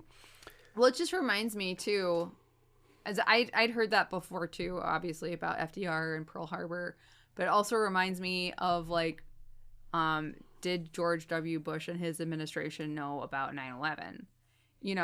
And it's like the thing Bin that Laden determined to attack United States. right, They knew. right. The thing that is, I think, one thing that makes this this graphic novel so compelling is that there are, besides it being Batman and you rooting for Batman, is like there are cultural elements and touchstones that were happening in the 80s that are still happening today, for better or for worse, right? And there are things that we can be like, oh, well, what about 9/11 and stuff like that. And then like there's still like there was kind of like this idea at one point, one of the talking heads was like, the president was saying that it's not like the old days. And it just, in my head, I'm just thinking like, oh, it's changed. Right. The cities that we live in, they're more violent now because of these protests that are happening, and these protesters, and it's so violent. And it's like, so what's your solution? Right. You don't have one. No, your solution is I don't go there if I don't live there, Yeah. sort of thing. That's not a solution. Yeah, it's weird. I mean, I think that you can definitely, and let me just say right off the bat that I don't have any problem. I mean, I don't want to read the Turner Diaries or something, but I don't have any problem reading a narrative about a character who I disagree with, philosophically. Right. Like, I think that Batman should probably not try to punch everybody. And we keep talking about maybe, helping pay for more social programs with all that Wayne money. Yes. Right. He's probably going off the rails here. And even if he's not, even if he's justified, it's clear that maybe the cave idea is a better idea than you trying to fight Superman in Crime Alley. That's just not going to turn out. You're not going to win that one anyway. You're supposed to be Batman. Come on. I know. But that being said, it does seem like the ideas that Frank Miller wants us to agree with, or at least is espousing personally, are short-sighted ideas, are antiquated ideas. Like how so? Like, you watch an 80s movie and you go, it's so crazy how Arnold Schwarzenegger can just go, no, you're under arrest by a gun, and then just shoot somebody, and that's fine. And then the credits roll and we go, there'd be a long trial after this. Do you know what I mean? Yes. We're more hip. We're not hip at all if we use that phrase, but we're more aware of the complexities of life and how those are 80s movies are cartoons. They're fun because they're cartoons. Yes. Tango and Cash, like he's stopping a big a big semi truck, a tanker truck full of cocaine. Yeah, I know. By just shooting his gun in the air, and then Robert Z'Dar flies through the windshield. And then later on, they drive a cyber truck through Jack Palance's exploding compound. Like it's just a cartoon. It is. It's an adult cartoon. Yeah. With and this is that, that's but not it's drawn. also weirdly. I think that he would be like Team Libertarian, Team Batman F. Yeah, but it's also every once in a while it stops and makes like a really good point that goes like, oh, this is why people remember this and why we are, for good or worse, I think hastily discarding a lot of things that we used to think were really great. But this hasn't gone away yet. I think people still talk about this. I think even that though a lot of people would say that, especially after Holy Terror, like Frank Miller is a crazy old coot that we should not encourage. But you still come back and you go, I don't know what to tell you. Like the storytelling, this is still really good. I mean, it still works. Yeah, right. And I think that, like you're saying, like you come back to, you revisit things, like especially you're like, what. For me, one thing that I've noticed a lot, like over since like 2020 with what happened with George Floyd's murder and everything, like I view the lens of like things with like cop stories and stuff like that. I view them way differently than I did before. Yeah, of course. And, you know, that's drastically changed. That's why we haven't had an Arnold Schwarzenegger movie like that in a long time. No, we haven't. Yeah. But like, you know, this is sensibly like. Of course, superheroes just become our new cops. Right. Yeah. That's true. That's absolutely true. And I do think that, like, you know, there are things that happen in this that you're like, oh, I don't, but it's still like a good story. It doesn't like make me it doesn't make me cringe like rereading it. You know what I mean? Parts of it maybe. I have a file full of screenshots where I was cringing, but okay, all right. Let me rephrase. There are parts that may make us cringe, but the entire story as a whole what doesn't makes make me cringe. me cringe is that there are no female characters. Now let me amend that. There are female characters, barely, but I think Robin it's fascinating and that the three major women characters are all sexually unavailable to Frank Miller. There's an underage girl. Yep. There is Lana Lang, who is now fat, so not interested. Superman's girlfriend. Oh, Lana Lang, isn't it? She's the talking head. She's the one who defends Batman. Oh, I didn't realize that was Lana Lang. Yeah. So he decided to use Lana Lang. No, look, and I'm not saying, look, I'm into body positivity, and I think people should look however they do. Yep. But I'm the artist's intent in a comic full of like ripped, good-looking people. A 55-year-old Batman who's discovered the joys of the bottle. Still, he's got the little these things on the side. I used to have those. The obliques. Yeah, the little things on the side. the little we never see him side. lift anything. Like he looks great. No. Yeah. So he made a choice to make Lana Lang, a larger, overweight person, and then Selena Kyle too. She's in it for 3 panels. I know. Ellen Yindel. Yeah. Commissioner Yindel, who is the 80s. Coded as lesbian. Yes. That's what she is. Short hair. Yep. She's grim, hard set mouth.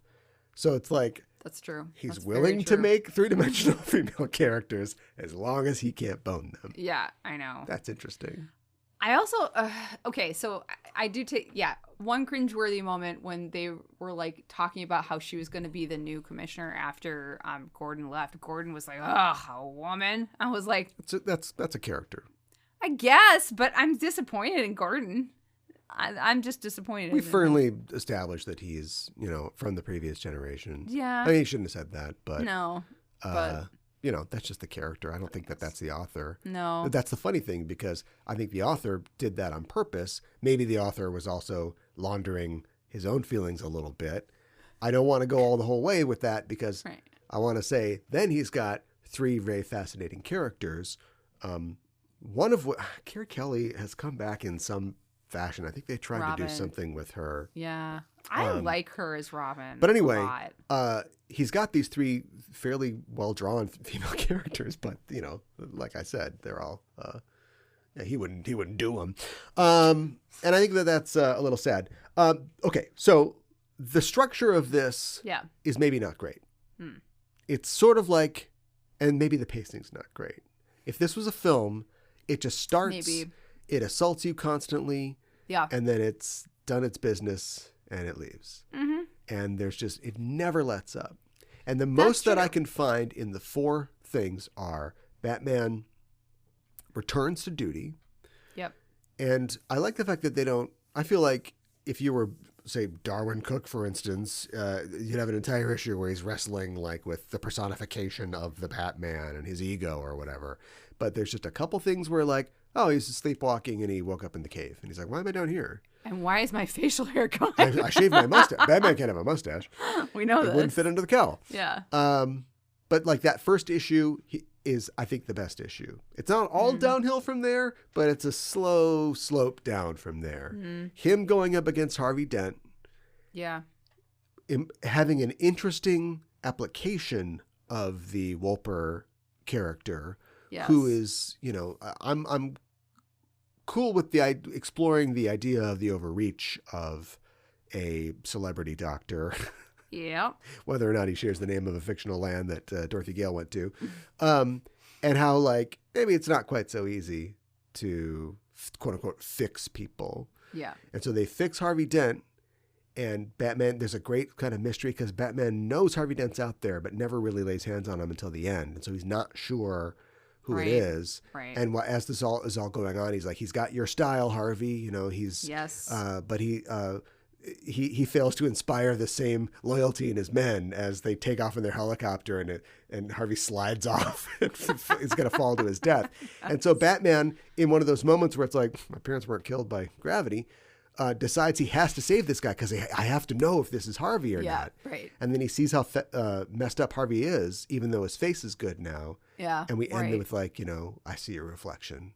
I just see your reflection, Harvey, about how I feel like this too. Like I am this monster and I've directed it into Batman, whereas you've let it consume you and be Two-Face, but I'm not saved. He talks about the rain on his chest being a baptism, but that's just PR. Like he feels like he is slipping into something. Yep. Then at the end of the second volume or issue, as everything heats up, Gordon retires. Yes.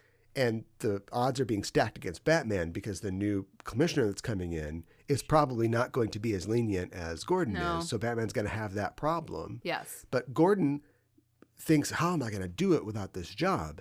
And the second he leaves, he's like, thank God this is over. This is over. Yeah. And he throws down his cigar and he's like, I'm going home to my wife. He's a new man. Yeah. Meanwhile, at the same time, we cut back to the cave where Bruce has already, fought against the mutant leader and everything. Yes. And I hear a wolf howl in the night. I know how he feels. Yeah. And Bruce has doubled down and he is slipping even farther into this thing. Yes. And then after that, there's the Joker, and that's fine. And then he fights Superman. But like the first two issues, definitely the first one, also the second one, I think are just so strong. I think and they're just really show strong, you, make the case for why this should exist. Otherwise, ironically, in a show where we're talking about marquee heroes fighting each other, right, I feel like the fight between Batman and Superman is the weakest part and would be really the dumbest thing to base, a $250 million movie on. Yeah, I agree with that. And it's like you're waiting for it to happen and it finally happens and it's very short. But like... Well, I like that it was short. I like that it was short, because too. It's like, how long can you fight Superman? How long can you prolong this? He can fight forever. You gotta end this fast. And remember, he just got hit by like a nuclear bomb. Yeah. So like he's not, at full strength. Superman. This is the only time that we could even do this. Yes, so we gotta do this fast. Right. I did like too with like the Joker, but it feels like a very typical Joker thing, right? Like we see like a couple of panels of him in the earlier issues. Like it seems like he's overhearing, Wappler talking to Harvey or something like that. But they basically seems like we are told that he has been catatonic until like the Batman has come back on the scene. Right. To the point where he's just in like, it's not. He's in the background. Oh, first of all, it's Arkham, the Arkham Asylum Center for the Emotionally Troubled or something like that. It's another like, they go too easy on these guys. But he's just in Gen Pop. He's just watching. Can you imagine the Joker just being in like One Flew Over the Cuckoo's Nest? No, I like can't. He's just hanging out with Danny DeVito and Christopher Lloyd. Right. Yeah. Right. No, that's the level to which he is not seen as a threat anymore. Right. And so then like Wappler's like, oh, we're going to rehabilitate him too. And like, of course he's the Joker. So this is his plan all along. And I don't think that had been invented yet, but okay. No, I don't think it had either, but blessedly. But then like the what is with the children that are like bombs? I don't know. Talk? Frank Miller They're likes just weird. Ugly kids. It's like Garbage Pail Kids. That's another thing. they're I know it's bombs. like it's a comic, but it's the future, so there are like and they're happy about blowing up. Apparently. Self-aware child bombs. Yeah. It's very weird and it's uncomfortable. And the bomb maker is like your stereotypical like, mentally sort of I don't want to say handicapped, but I don't know what else to say. Mama's boy. He's uncomplicated, and he wants. He's more than Okay, uncomplicated. well, I'm trying to be Kramer is uncomplicated. Yeah. From Seinfeld. This guy is like, the idiot savant, big like fat bald guy. Yeah. Type thing where he's like, mommy. Right, and he's a pedophile. Okay. He's gross. a pedophile. Gross. That's all I'm saying. All right. He smells like milk. It's the kind of thing that you would, It's yeah. weird. It's like it's the kind of thing that Neil Gaiman would have put in the background of a Sandman story at this time in comics. Right. Now we know that pedophiles are a lot hotter. Remember when Patrick Swayze was a pedophile in Donnie Darko? I forgot. You forgot he was part. You forgot he was in that movie, didn't you? I did. Your I favorite, did. everybody's favorite movie. Oh, I liked it. I wouldn't say it's my favorite, but do you think it's realistic that Superman and Batman would fight? Like, because this, I mean, I know this is a ridiculous thing, right? And it's like the way that Bruce is acting, and we do get. I think it's interesting. We get that. Let me help you reframe your question. Okay. What does Superman represent in this story? America. Is it because he wears red, yellow, and blue? Yes. Or because he fights for truth, justice, in the American way?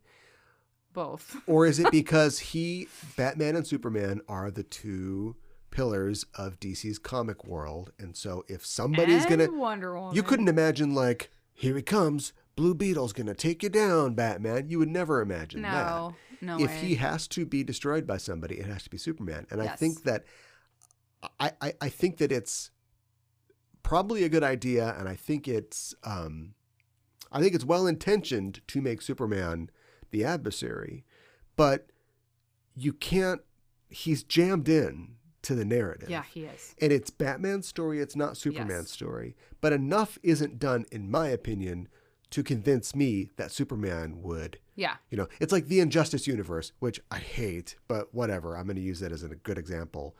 At least they went through a whole thing where it's like, the world got worse, the Joker killed Lois, Superman killed him, and in order to cope with what he did, he decided to take over the world or whatever. Mm-hmm. There's a lot of stories where super people try to take over the world to make it better. Right. But in I this, know how to he's run it. basically just Clark, to the point where Yeah. he figures it all out at the end, and he's Yes.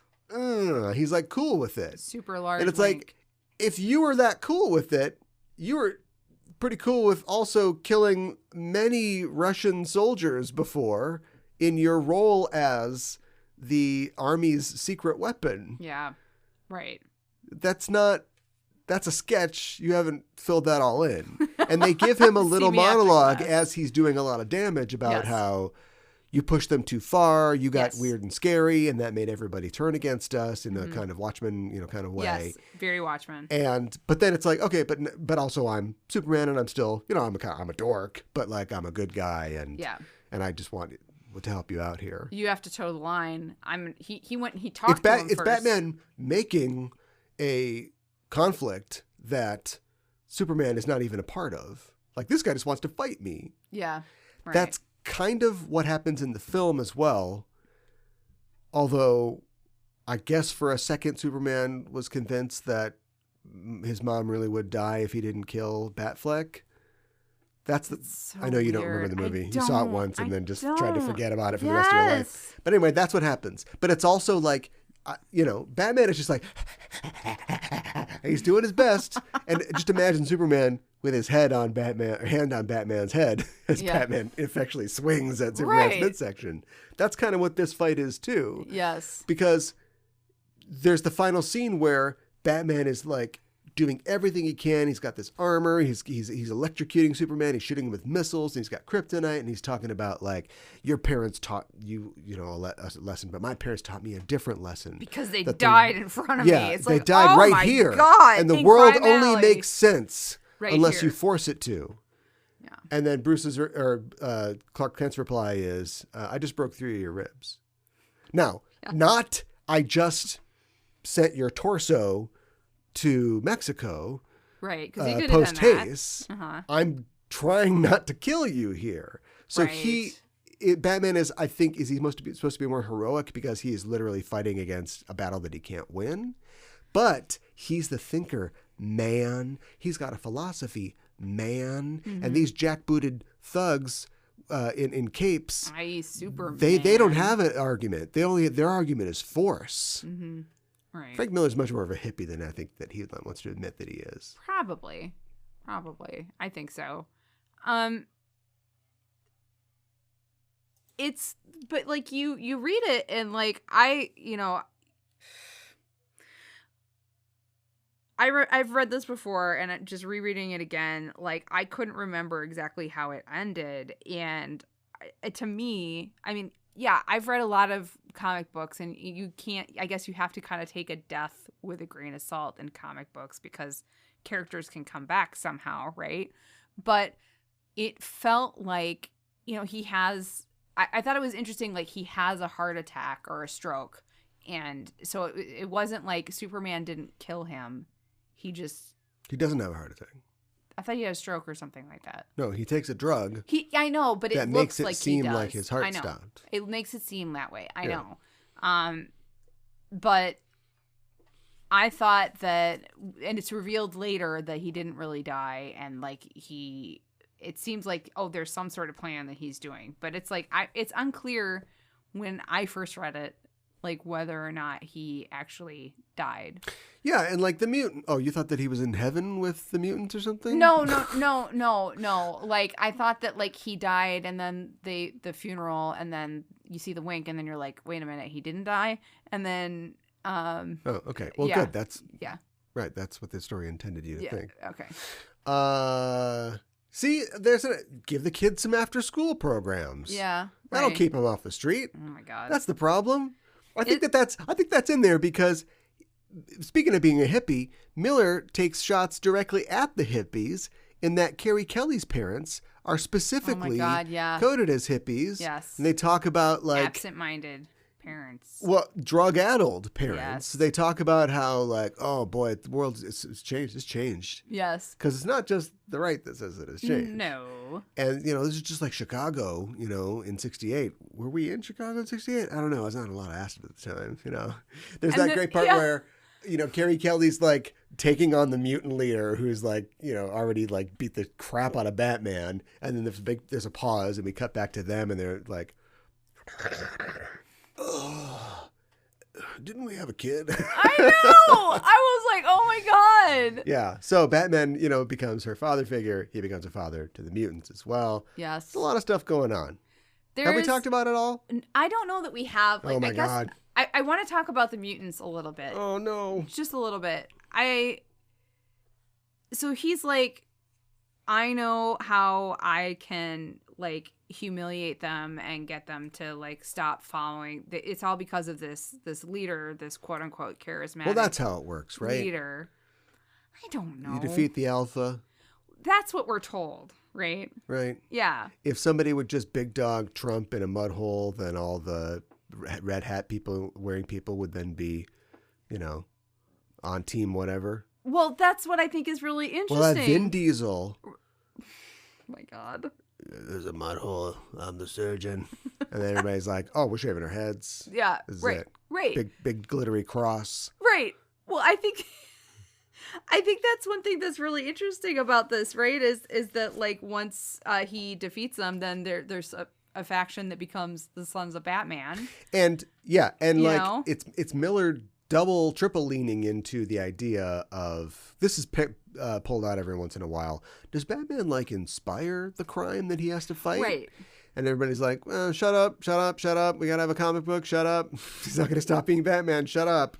But like he's got that specifically in the Joker returning to crime and killing David Letterman and his entire audience. I know. Because of the Batman. Yes. Then you've got the mutants who were already, he didn't cause them. They were already crime people. But Yes. then when he big dogs their leader, now they're going to cut, hands off in the name of Batman. They become instead more. of, Yeah, so exactly. it's just like, great. Are you going to do anything about that?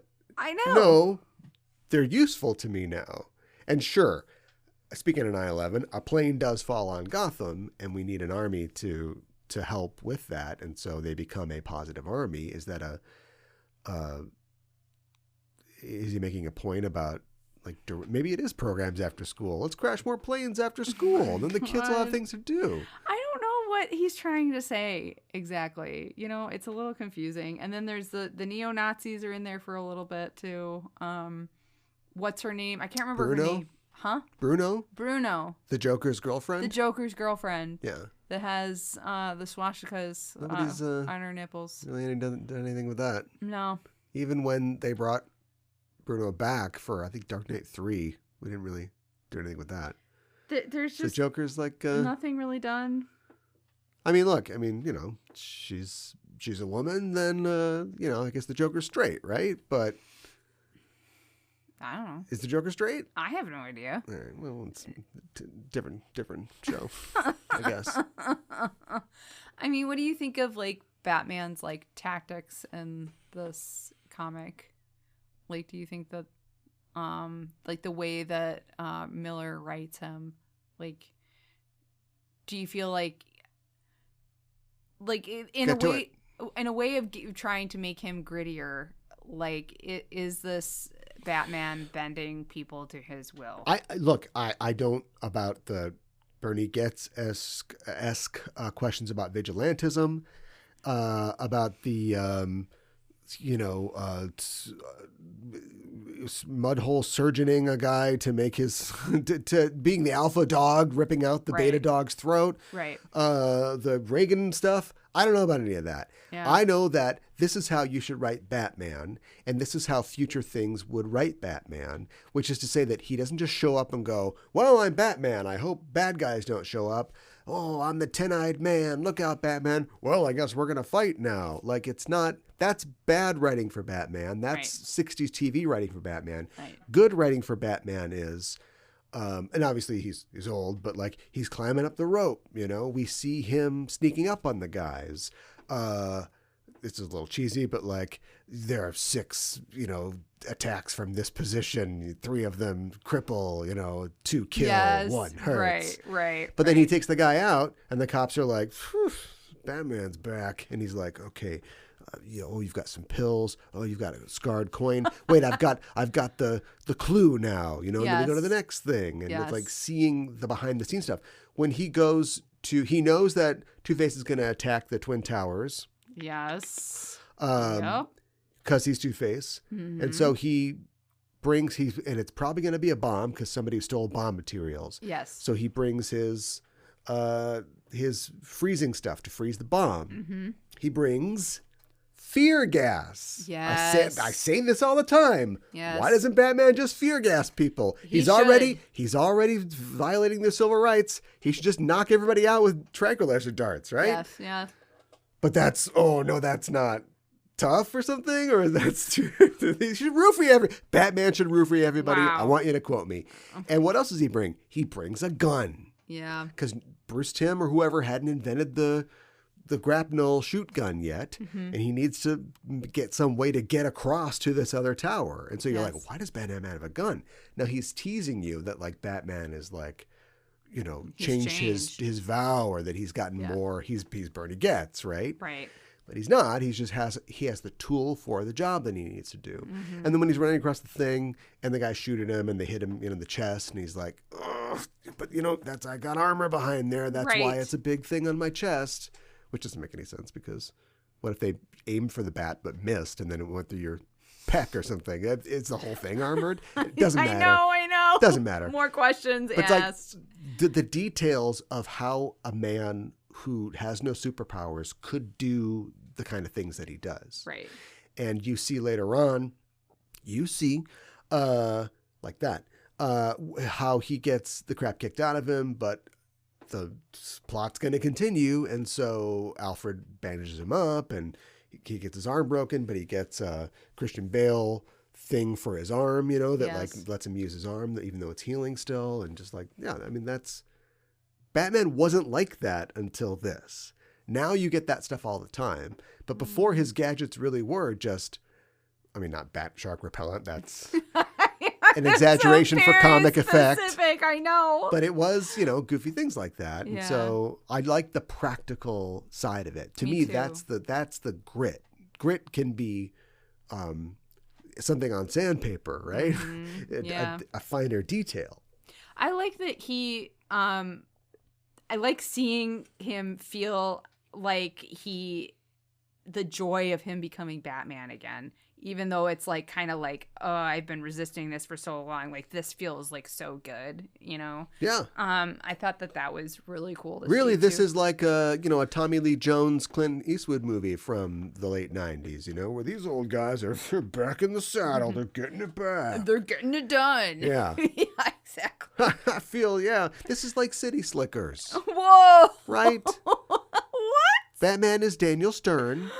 He feels like his wife doesn't respect him and his life is over, and then he gets a do-over and he gets to be Batman again. There you go. That's all this is. When you think about it that way, not so cool, huh? It's not nearly as cool. No. Alfred, tear up this AARP card. I don't want it. Sir, there really are some good deals and offers. You do it. I don't accept it. So I was wondering, what are your top 3 hero versus hero scenarios? Heroes, like from any fictional hero? Any fictional hero, any Jesus genre. versus no. Wow. Wow. Well, that would be something. But then they get together, and then we work it all out. Oh, of course. It's really rough at the beginning. Yeah. In the first act. We know this. But then Muslims and Christians get together. Oh my gosh. Is that so bad? No. Any fictional characters? Yes. Tyrone Slothrop versus Alexander Portnoy. No. I completely lost. I would say this is really dumb, and it's comics, but like Ant-Man versus Atom. Okay. Have they ever done that? I don't know that they have. 2 companies have shrinking guys. They do? They've never really done anything together. Yeah. And they both shrink, but they both can... The shrinking opens up other worlds. Yes. So like the Atom went through a period where he was there's very tiny worlds. So like he was in a sword and sorcery world where he was fighting microscopic monsters, but they were like, giant dragons or something like that. And that's kind of what they're doing now in the Ant-Man movies. So I feel like, and which Ant-Man? I don't know. Could be Scott Lang, could be Hank Pym. Do Scott Lang. Yeah. Scott Lang and Ray Palmer, and so one's like the brainier guy, one's the more like I don't know kind of guy, and they're just like shrinking and growing and doing things. I think it'd be fun. Yeah. Yeah. What about you? So I've this is like what would I want to see? Some of my favorite female characters, one Marvel, one DC. I want to see Black Widow and Hawkgirl duke it out. I want to see them fight. I think it could be really interesting. They have, I think, kind of like different power sets. What? Compare hair dyes. Like They have. you use the auburn waves. Yeah. Okay, I use the They cherry both red. have red hair. Yeah. I know. But like, Widow has like. If you were an alien and you had never and you only read comic books, you would come to Earth and be like, "Where are all the red-haired women at?" I feel like the so proportion true. of red-haired women in comic books Oh is my very God! high. Sorry, Why is sorry, go ahead. that? Why is that so true? And green and blue and everything else. Yeah, of course. But like Shayera can like fly, and she's got her mace and everything. But like Widow can do all these flips, and don't let her get her legs around your neck, because that's just like game over. Widow, next time we meet Bruce Timm, Yeah. get the Widow with the mace. Ooh. See, Right? that'd be cool. Yeah, Yeah. do that. Yeah, I like that. What happens if she takes the mace away from Hawk Girl? How is that going to happen? Right. I'm the hot girl now. Yeah. And of course, then they would be friends and, fight crime together. How about you? What's another one? Both Sky and web-based crime. Right. Any kind of fictional character. Any kind of fictional character. How about Heathcliff Uh-huh. from Wuthering Heights? Okay, I Right? wanted to make sure. Orange Moody, Cat or moody, abusive piss boy Heathcliff yeah. versus Furiosa. Oh my God. Would you like to That's see Furiosa amazing. just tear him apart? Yes. Hey, don't. No, I've got thoughts and I'm thinking. There's oh yeah. Just that'd be very short, and we wouldn't move to a second act. First act is Furiosa just kills Heathcliff. I love it. I think that's Whiny, amazing. And I whiny love it. piece of shit. Oh yeah, emo boy. Yeah. Okay, my second one is Rocket Raccoon and Roadrunner, because I think Rocket would be infuriated by Roadrunner, because they're both good guys, right? We're rooting for both of them, and he would just be trying to shoot at him at first, and then he would maybe go a little Wile E. Coyote and like, okay, now I'm gonna do these traps, and he's gonna come over here and he's gonna do this, and then Roadrunner will just come up behind him and meep, and he'd be so mad. Yeah. He'd be so mad. This might go on for a while, but then eventually, they would become friends, because Rocket is used to speaking or interacting with somebody. He learns who Roadrunner. Yeah, exactly. I am like meep. I know. I understand what you're saying. Yes, it is very hot out here. You are very adaptive. What do you want to do for fun? It's a Warner Brothers character, so you have set up a Marvel versus DC unwittingly. I guess I have. Gosh, dang it. But it could totally work. Right? Yeah. So, yeah, that's what I think. Nice. What's your third one? My third one is, now stick with me here. Okay. My third one is the Irish mythological hero Cuchulainn Okay. and the Tasmanian Devil, for reasons that should be apparent. I don't understand. Cuchulainn is, if I don't even know how to say his name, but he is a Irish hero, like I said. Yes. And he's a mythological kind of demigod character. And something that he does when he fights, because all Irish heroes are super tough and fight, they're like Norse gods in that way, is that he does something called the warp spasm. Okay. And it's so comic book. And yet this is from, the early, when was all this Irish mythology stuff? Gosh, Pre-Normans, probably. Yeah, so, probably. The first millennium. He gets really big. Yep. One of his eyes gets super big, and the other one gets super tiny. Oh my gosh. His hair stands on end like Okay. spikes.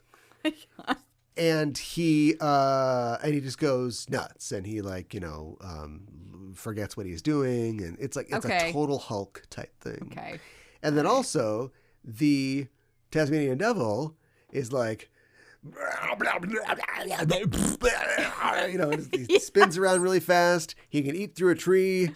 So just like these two would just bounce off of each other, trying to kill each other. But then they would and team up, and then the the hordes of the Tuatha De Danann would come or something like that, and they would just like tear through them. That's awesome. Like two murder spinning tops. My third one, I felt like I would be remiss if I didn't have a Sailor Senshi pair off in here at some point.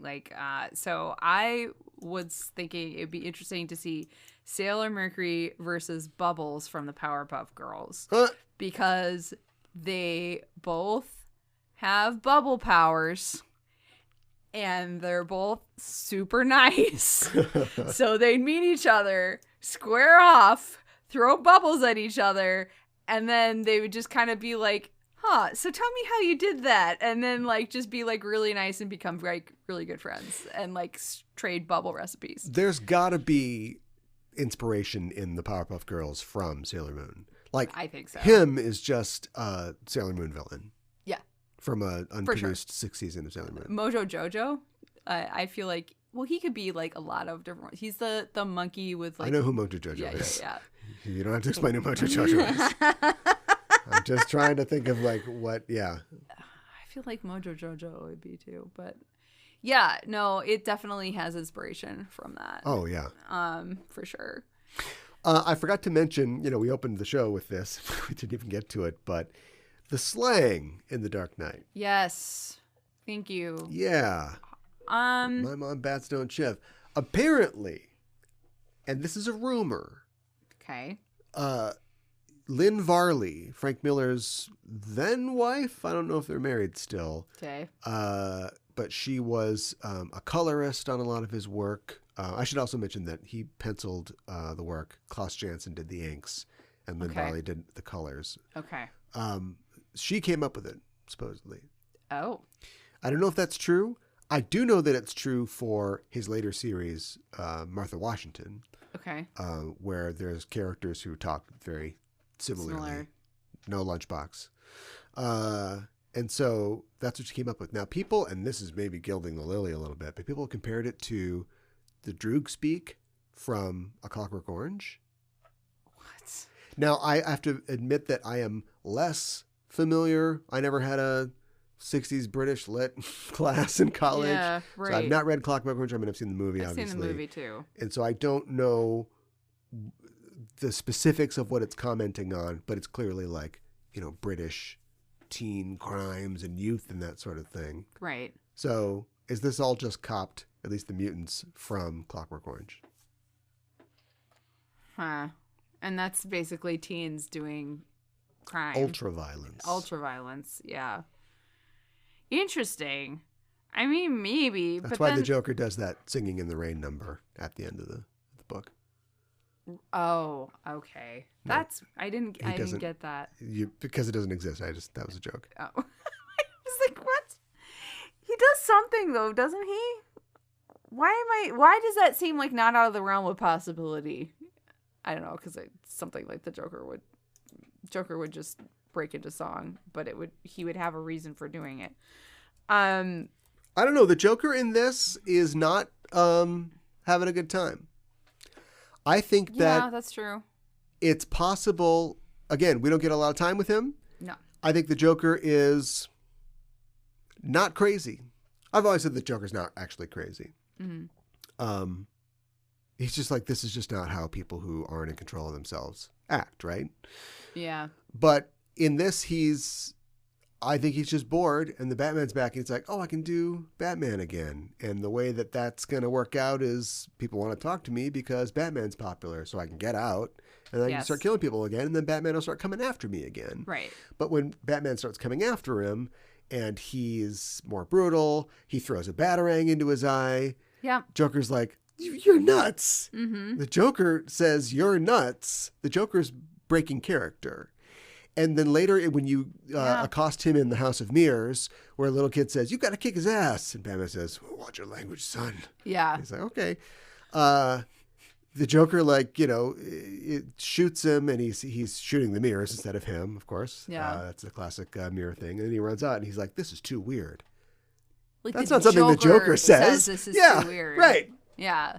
It's like, you love weird. You eat weird for breakfast. Yeah. Come on.